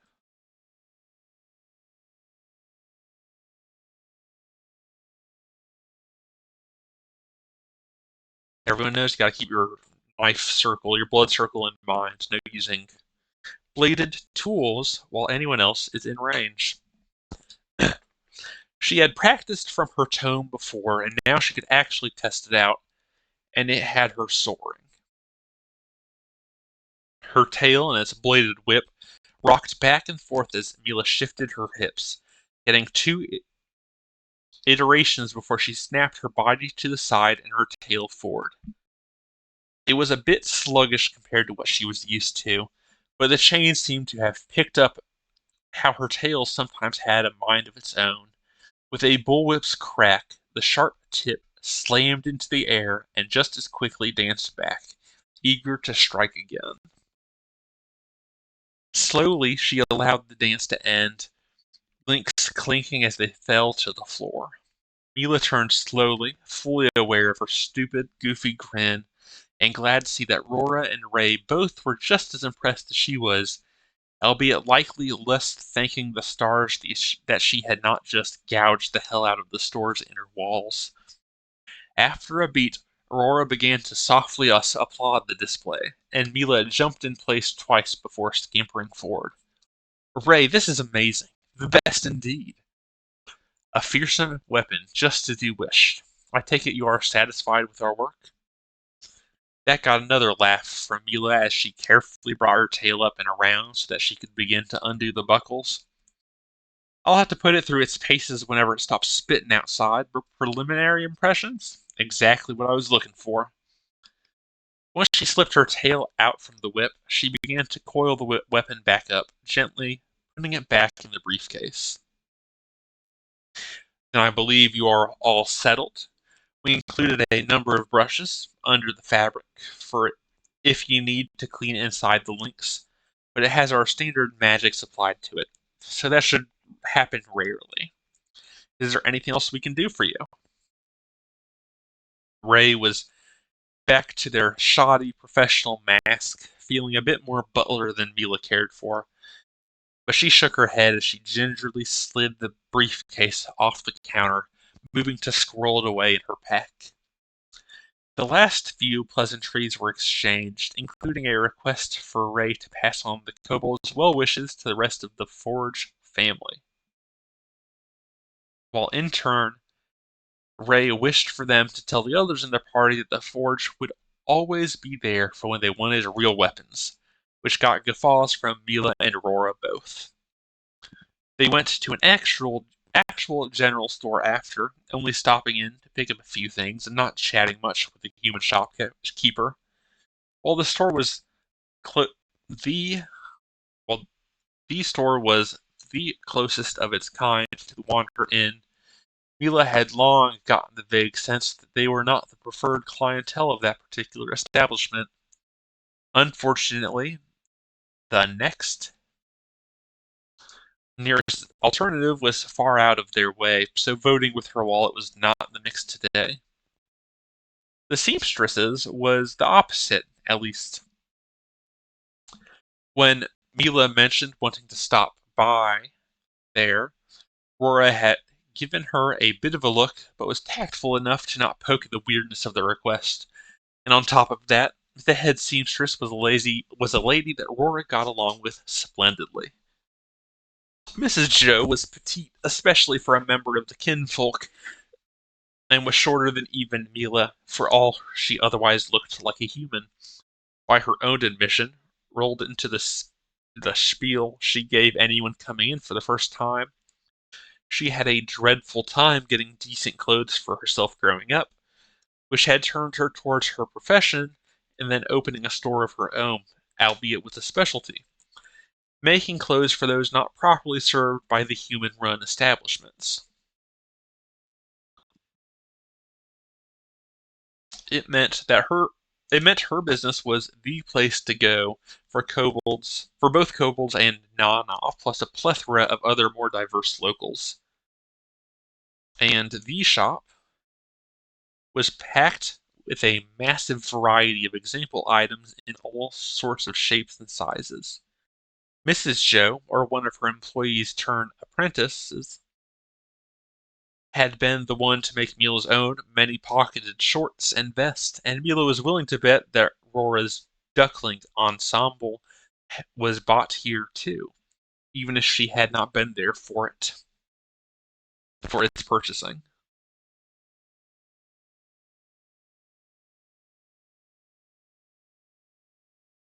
Mila allowed the store owner to flutter around Rora, exchanging greetings and questions about how the other was doing, and instead began to wade through the store, meandering through the fabric jungle,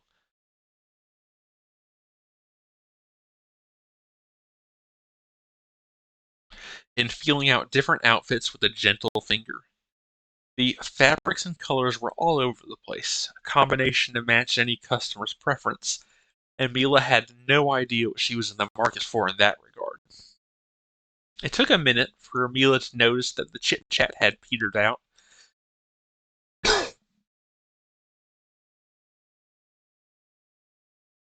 and that the other two women were watching her browse, the two apprentices at the back thankfully not paying attention to anything outside of their sewing. "Miss Rora says you're in the market for something?" Mrs. Joe prompted, with a smile and a measuring gaze, perhaps sensing that one of her more bland customers might be looking for something different than the usual. Mila coughed to clear her throat, unsure if this was a good idea, and she knew her discomfort was clear to everyone who looked at her. After all, it was there in the buzzing dissonance of her split memories.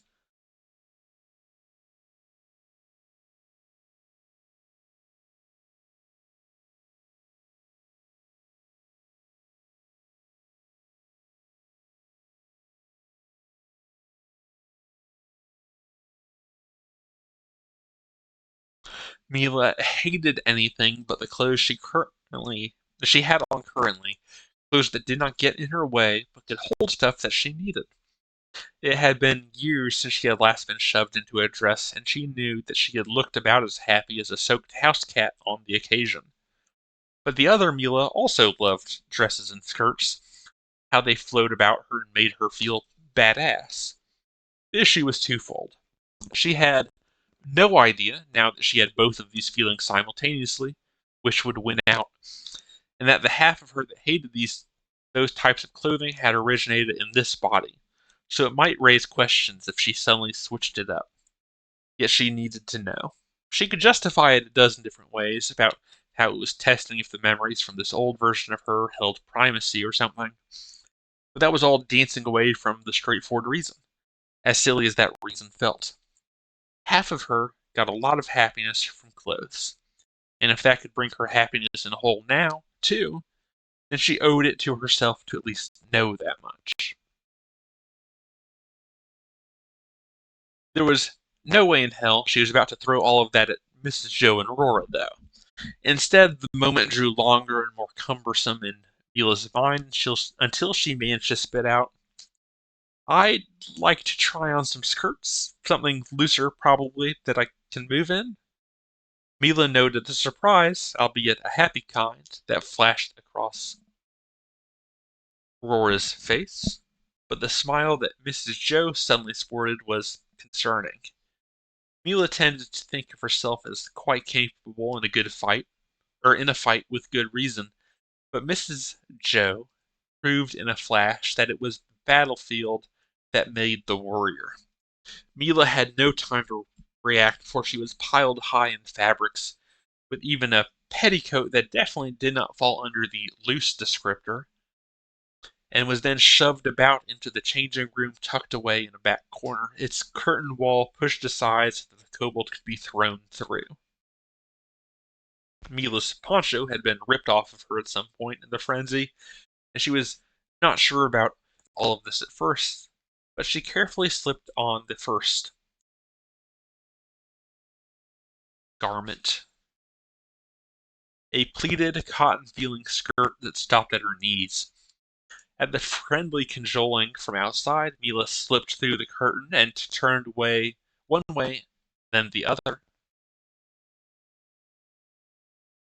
looking at a tall, thin mirror to the side to get a feel for how she looked. She did not love what she saw, but after a few seconds' thought, also decided that she did not hate how she felt either. A flash of a smile growing and then squashed. Mrs. Joe unleashed a massive series of questions on Mila, and Aurora watching the whole exchange with a warm look. And Mila answered what she could, breaking down what she did and did not like.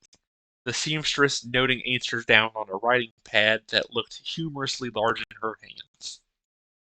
Once the questions wrapped, Mila was urged back to change again, this time a longer A-frame skirt that ended in a deep red. The color was off again,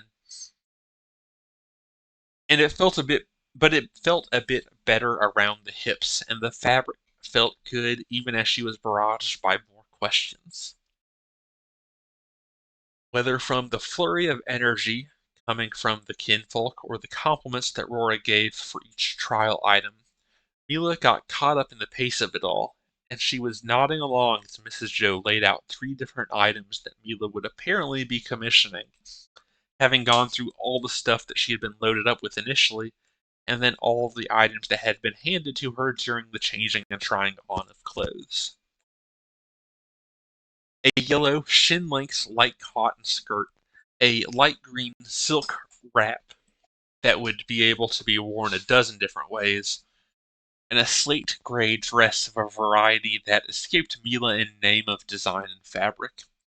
And Mila was excited for them, looking forward to seeing the final items and a bit taken back at her own excitedness. As they left, the only real comment Rora had about the visit was an offer to find something for them to do that could justify dressing up, which was normally something that Mila would have avoided like the plague. But normal Mila was normal no more, and after a bit of hesitation, she agreed, saying that she would look forward to it. And to Rora's credit, She only looked happy that Mila had agreed, leaving Mila to feel relieved that Rora was not prying at the changes as the Golden Lady led the way to the bakery. Not out of character was them getting to the bakery, Rora opening the door and the smell of sweet baked goods sending Mila's belly to yowling.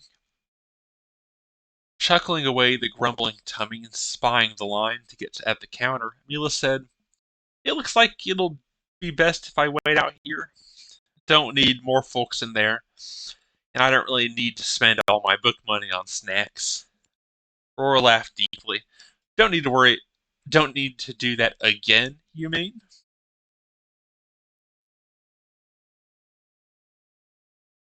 "I'll be back fast, then." She patted Mila on the shoulder, clearly focused on reining in her strength in a way that Mila read as overly concerned about hurting her, and as caring. As Rora trotted inside to join the line, Mila sidled away from the door, swiping a hand across the bench to clear the water from its seat before hopping up, appreciating the awning that kept the rain from her proper. As she watched the rain hitting the street, mostly free from the otherwise omnipresent red clay mud, her eyes unfocused, letting her sit in the moment, just appreciating the good day she was having. Her tail chain was amazing, and she had a surprising amount of fun trying on all the test clothes. Mila even looked forward to getting some new outfits of her own, some that the kobold her was not used to.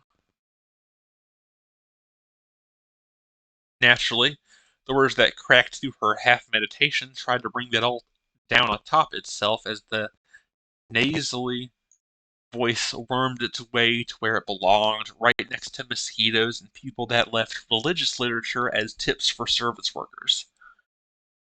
"Mila Vita. Up to no good, I see. Loitering's not allowed around here, you know." Mila had to close her eyes and breathe deep, affirming to herself that she was not going to let this ruin her day, even as another part of her rightfully pointed out that such was not always her decision to make. "Sheriff Orrin, good day."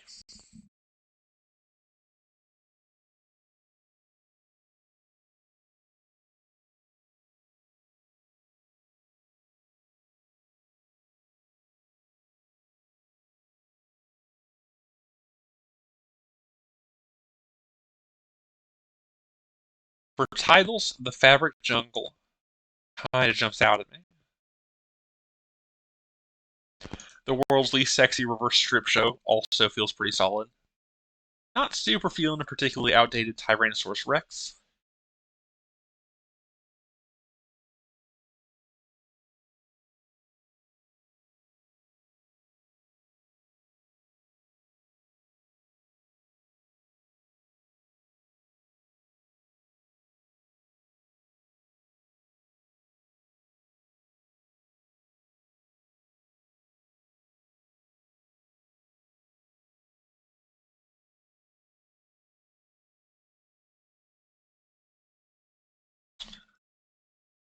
I'm also leaning towards The Fabric Jungle, especially given the end of this chapter. It's a little bit less, like, pointedly humorous as a chapter title for a chapter that does not end on a high note. At least not, you know.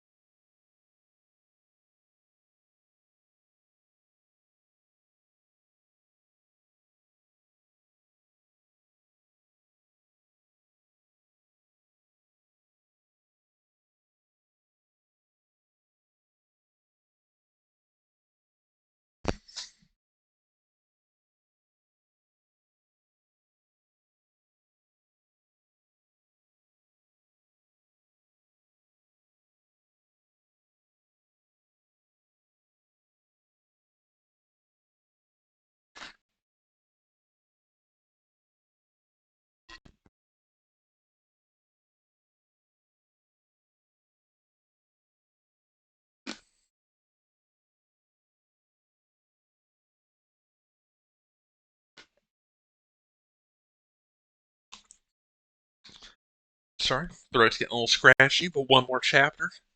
Easily making it through.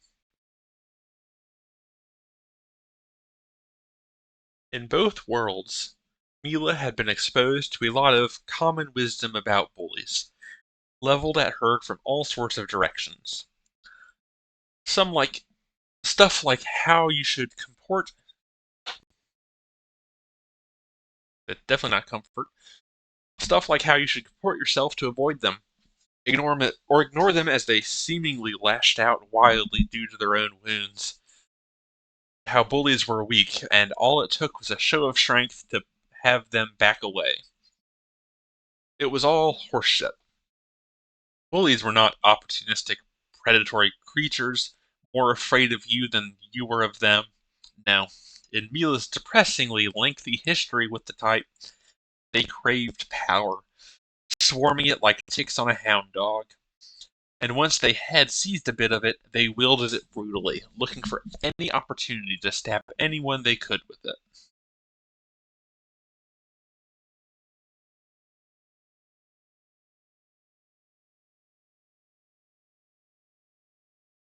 It was little surprise, then, that such parasites readily embedded themselves in law enforcement.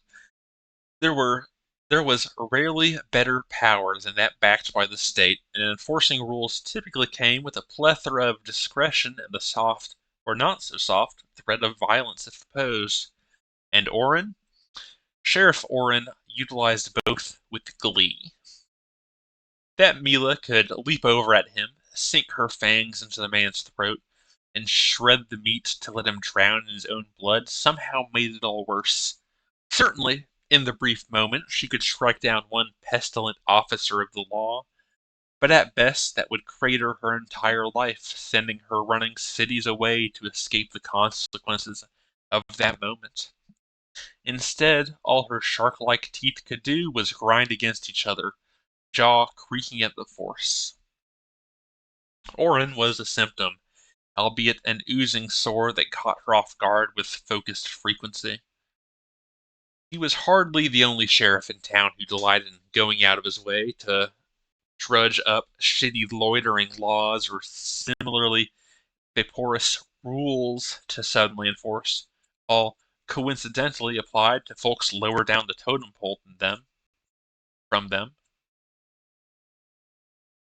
lower down the totem pole than them.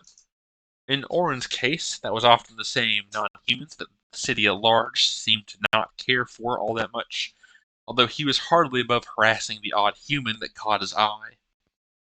It was only by the good graces of whatever God-ruled slimy fuckers that Mila seemed to be one of Orrin's favorite targets.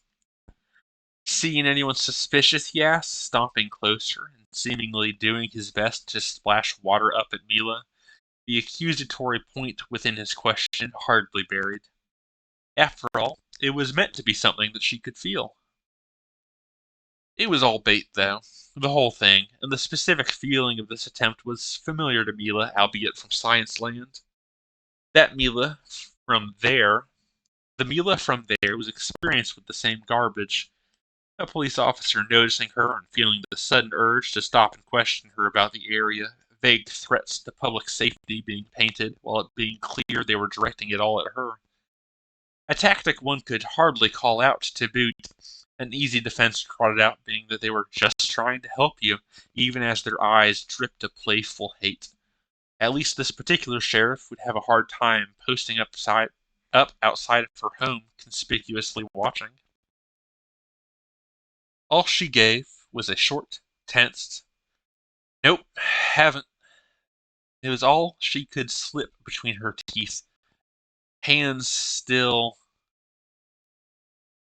atop her legs even as dull claws threatened to push into the meat of her palms, very conscious of the weight of her blades at her hip. "You sure? I figured you'd been in a good place to see something since you don't got a job." The media laugh was probably directed at how he thought of her chosen career as lesser than real work. Hell, Mila suspected that he probably looked down on any career that did not that he did not describe as a sheepdog protecting the flock or some similar grossness. She let it wash past her. But what followed hit her in the gut. Not that you're any good at what you do get. Shame about those boys. I almost liked them. Mila was not looking at the human, instead focusing on the dancing puddle before her. She could fucking hear that dumb smirk sprout and grow. The soupy red clay took on a dangerous pink tinge in her vision. It would have been nice to say that she was only kept in check within the It would have been nice to say that she was only kept in check within the moment. There was only some quick mental calculus that kept her from nonsensically screaming, "Derive this," as she ripped into Oren, verbally or physically. That would have been more pleasant thoughts than where her mind actually was, back in the clearing with rot in her snout, as helpless with the situation as the day she hatched. And now, for as far as fancies of grand violence might make Mila feel better in a hollow way once she was far removed from here, she knew she could do nothing in the moment. She swallowed back the thick burning of bile, yanked up to the back of her throat by nausea and rage. But that was nothing. That was only experiencing the situation and trying to make it worse. Trying to not make it worse. The sheriff had plenty of options, though. Mila hardly had schooling in how to hide her emotions. Dealing with problem people in a civil way was Rory's or Nana's role when it came up. That left Mila open to Oren like one of those books that she did not know if she was feeling up to getting later, no matter how stoked she tried to keep it all bunched up, bottled down.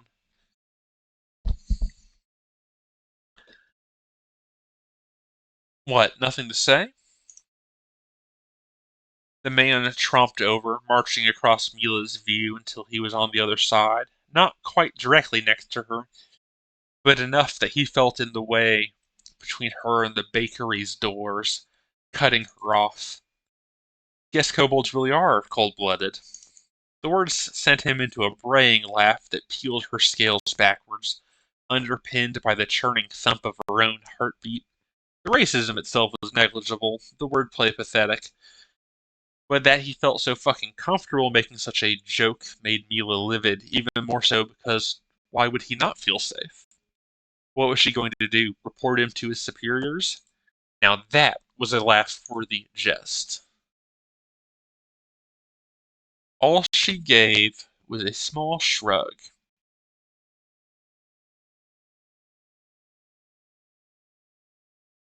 That was hopefully only picked up on subconscious level.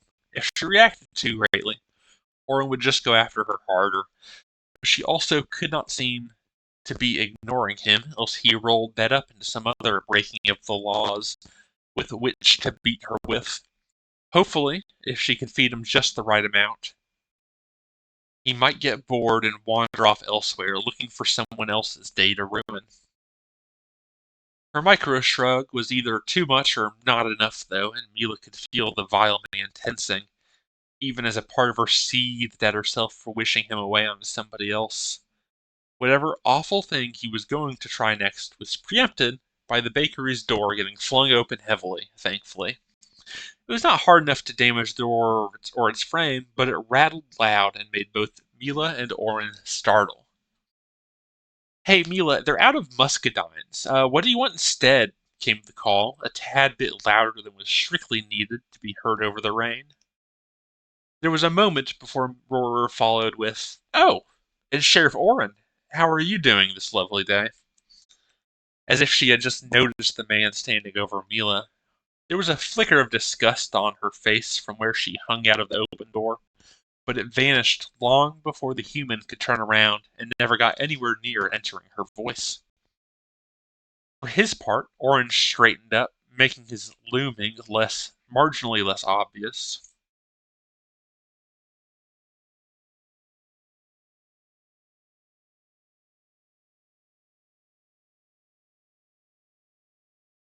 He took a step away from Mila and turned to her friend, which is enough leeway for Mila to slide up to her feet.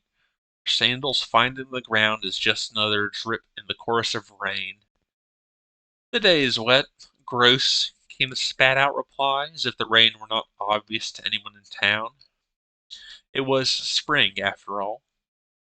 Mila did not know how Aurora did all of it, quite frankly. Mila could spit out a speech to an audience, rattle off insults and jokes, but that was all things she understood, all things that were a certain kind of simple that did not need teaching.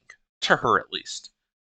How the other kobold could say a few words, practically identical to the ones Mila had tried to use herself, and take control of how a conversation felt. Mila felt like she had been studying Aurora's words for years and still made about as much sense of it as she did magic. She was not certain magic did not play a role, in fact. Whatever witchery was afoot, though, Mila felt that she could not afford to foul it up by intervening now, without invitation. The sliver of hope of getting out of being cornered by Sheriff Orin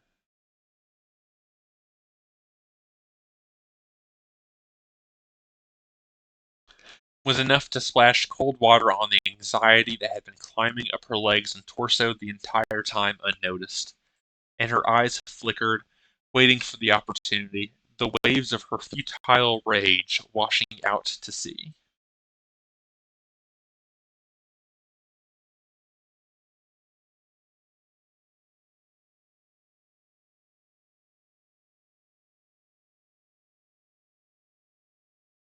I don't know if it's like super a talent or a talent I'm necessarily proud of, but thank you.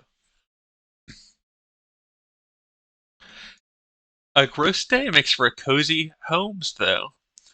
Keeps people from staying out and about, gives them another reason to scurry back on home. Aurora spooled out easily, poking at a fact that Scienceland had scienced. Bad weather resulted in less crime, which made Orin's needling all the more blatant. Mila kept her trap shut, still trying to fade away into the background. The sheriff shifted, moving to say something that Mila could only assume was more of his vast unpleasantness, albeit watered down, but Aurora accidentally cut him off. "Mila, dear." "Oh, I'm so sorry, Sheriff. But, Mila, they're out of muscadines. They have other options, but I did not know what you were feeling. Come take a look. I don't want to hold the line too long." Not knowing how she managed how to not knowing how she managed to ping-pong Orin's attention to Mila but refocus it back on herself, the pink kobold did know that it was her signal to move, and she quick-stepped around the human in her way. Mila could feel the man as if he were going to use his words and authority to snatch at the back of her neck and yank her to a halt.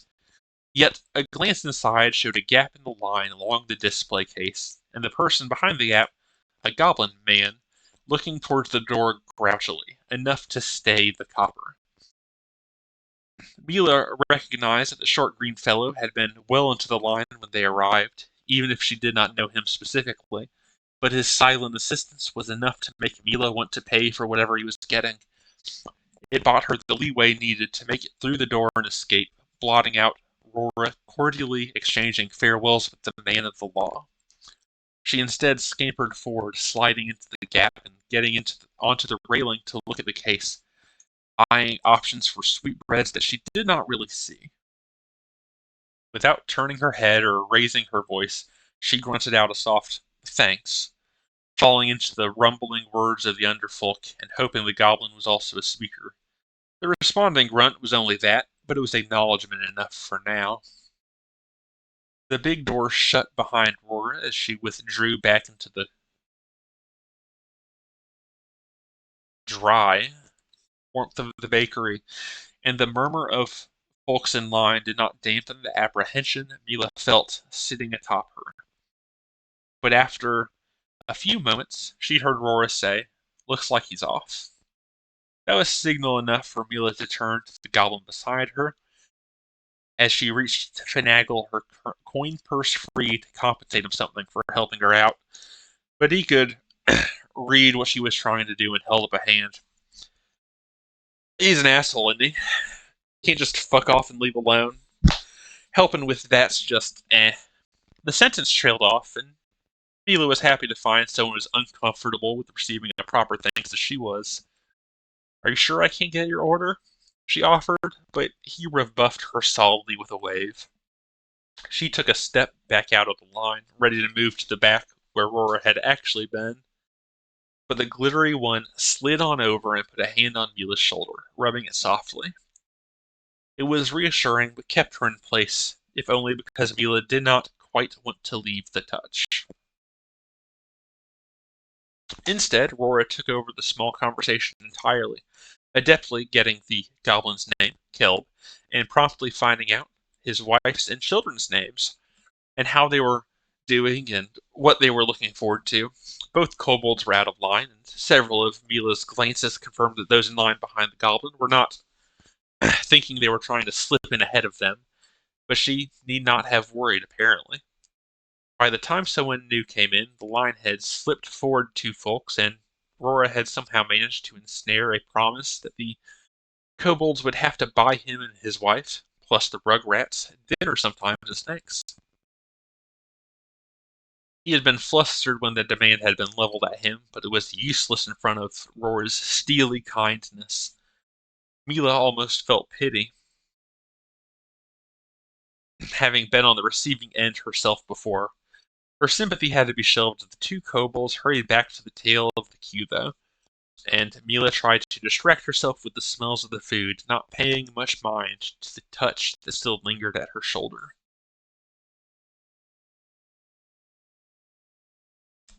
Rora got her beloved pie, honeysuckle and peach, and ordered several decorated biscuits as well, which had them stopping at one of the indoor tables to partake in them. Mila knew that her friend had bought the treats to try and make her feel better, and Mila also knew that she should not be trying to eat away the encounter, but eat she did. Each of the 4 smaller treats were half consumed in an instant, and true to form, they were delicious. But then Mila brought herself to a screeching halt, unwilling to eat any more. Rora had a nibble of each, a formality rather than a real bite, and then came the back and forth of Mila insisting that Rora eat her fair half, even as one ignored that Rora had bought them entirely, while Rora pressed back that she was stuffed, and could not finish off the delicacies. It took a few volleys until Mila gave in, her stormy thoughts tearing at her resolution to not be a glutton. But she did at least restrain herself a bit. The remainder of the biscuits were devoured at a much more leisurely pace, properly savored, even if the eating with all the fangs was no less terrifying to the casual viewer. Rora did not bring up the most damned sheriff, but she did not need to. While he focused on Mila whenever the opportunity presented itself, she was no stranger to the law enforcement and rat hate, trying to shake down some trouble in an easy arrest, a fun arrest. She understood, and Mila knew that, appreciated it. Tried not to let that shared bitterness taint the tastiness of her treats.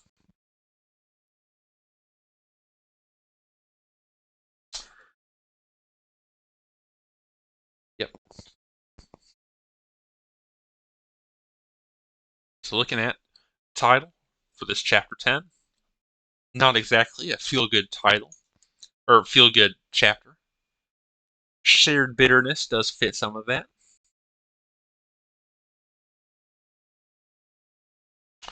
Sliver of hope and futile rage feel a little too generic to me.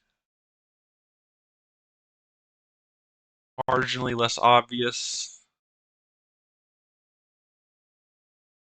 Kinda dumb. A small shrug. Bunched up, bottled down. A sheepdog protecting the flock. Ticks on a hound dog. But half of these potential titles are dog themed.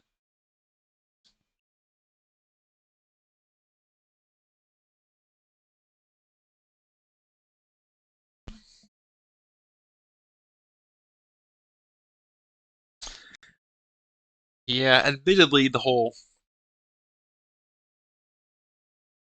this is the profession viewing themselves as sheepdogs amongst wolves, or whatever the analogy is. That the shared bitterness, bunched up and bottled down, all very much themes that are going to come back around. I do kind of like bottled, buttoned up, or bunched up, bottled down.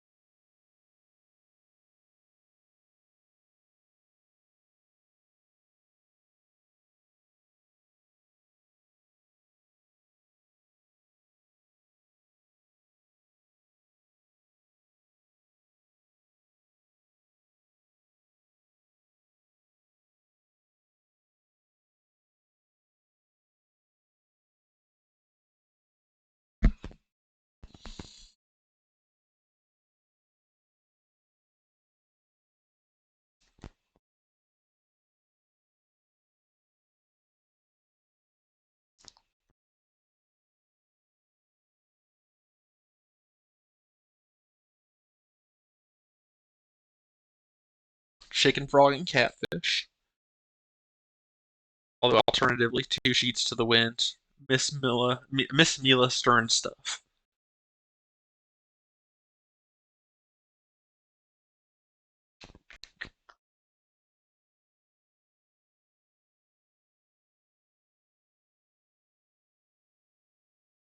Radioactive Super Gator. That one's a slam dunk. No notes. No alternatives.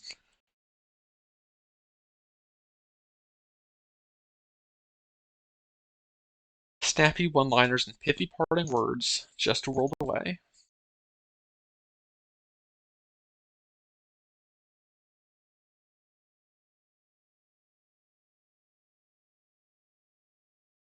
The fabric jungle. Bunched up and bottled down.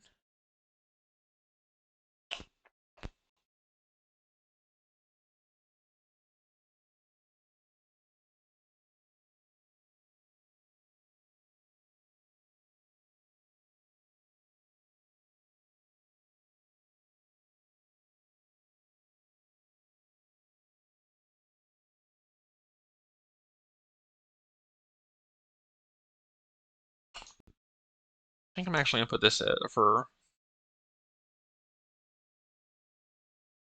Miss Mila Stern stuff.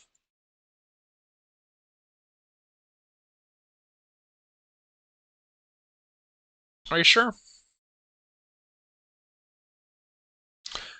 I do think I like chicken, frog, and catfish a bit better than two sheets to the wind.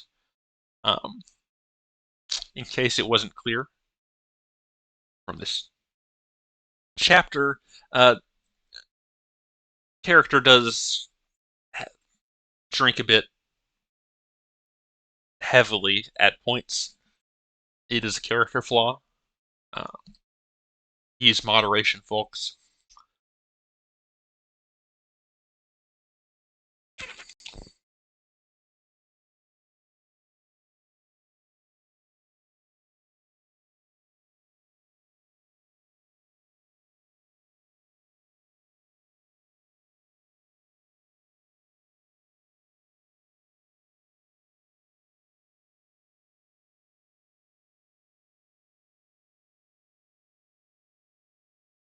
I do like just a world away here.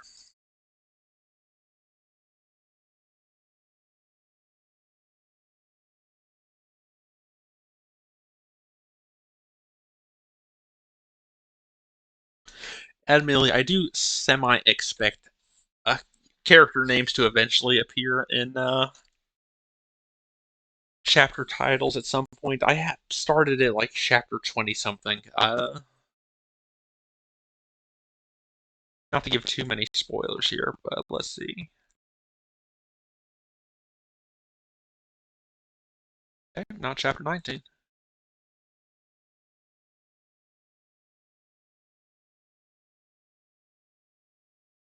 Okay, so at least by chapter 22. Although those titles are also subject to change.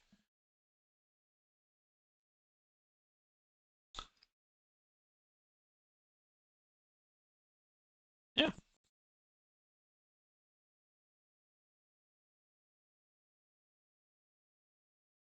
that's true. Especially as like actual writing begins to happen, once I catch up to everything I have written and begin writing past that, like spoilers will get brought up and discussed. Stuff about like theming and whatnot. Not that I feel like I've been particularly subtle about a lot of that as a conscious choice. But this did go a bit faster than last time. 2.5 hours. Subtlety is for cowards, frankly. I don't know, you don't gotta bury the lead all the time. Sometimes you just want a Sharktopus film, and the author, the movie creator doesn't have to hide that, and that's okay.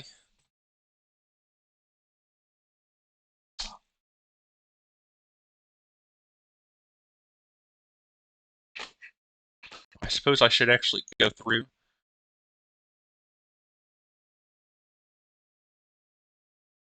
look at the comments real fast. Nice big artist here, or cover art.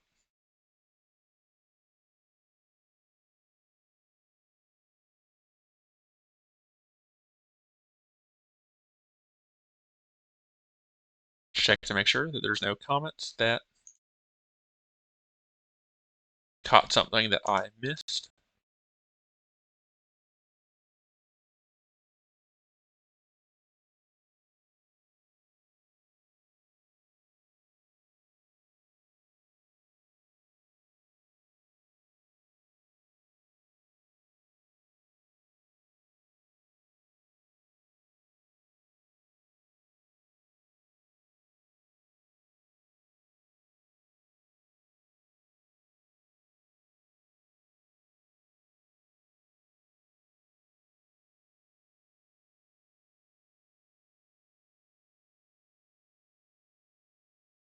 Nope.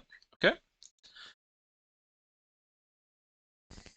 Well, I do think that's all for tonight's stream. I will be back here next Wednesday for sure. Not doing a stream tomorrow. I have to go into the office, so we'll be working late. Won't be able to get back in time. No art stream.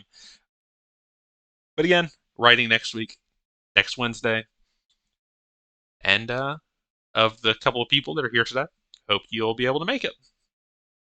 I hope everyone has a good week. Bye.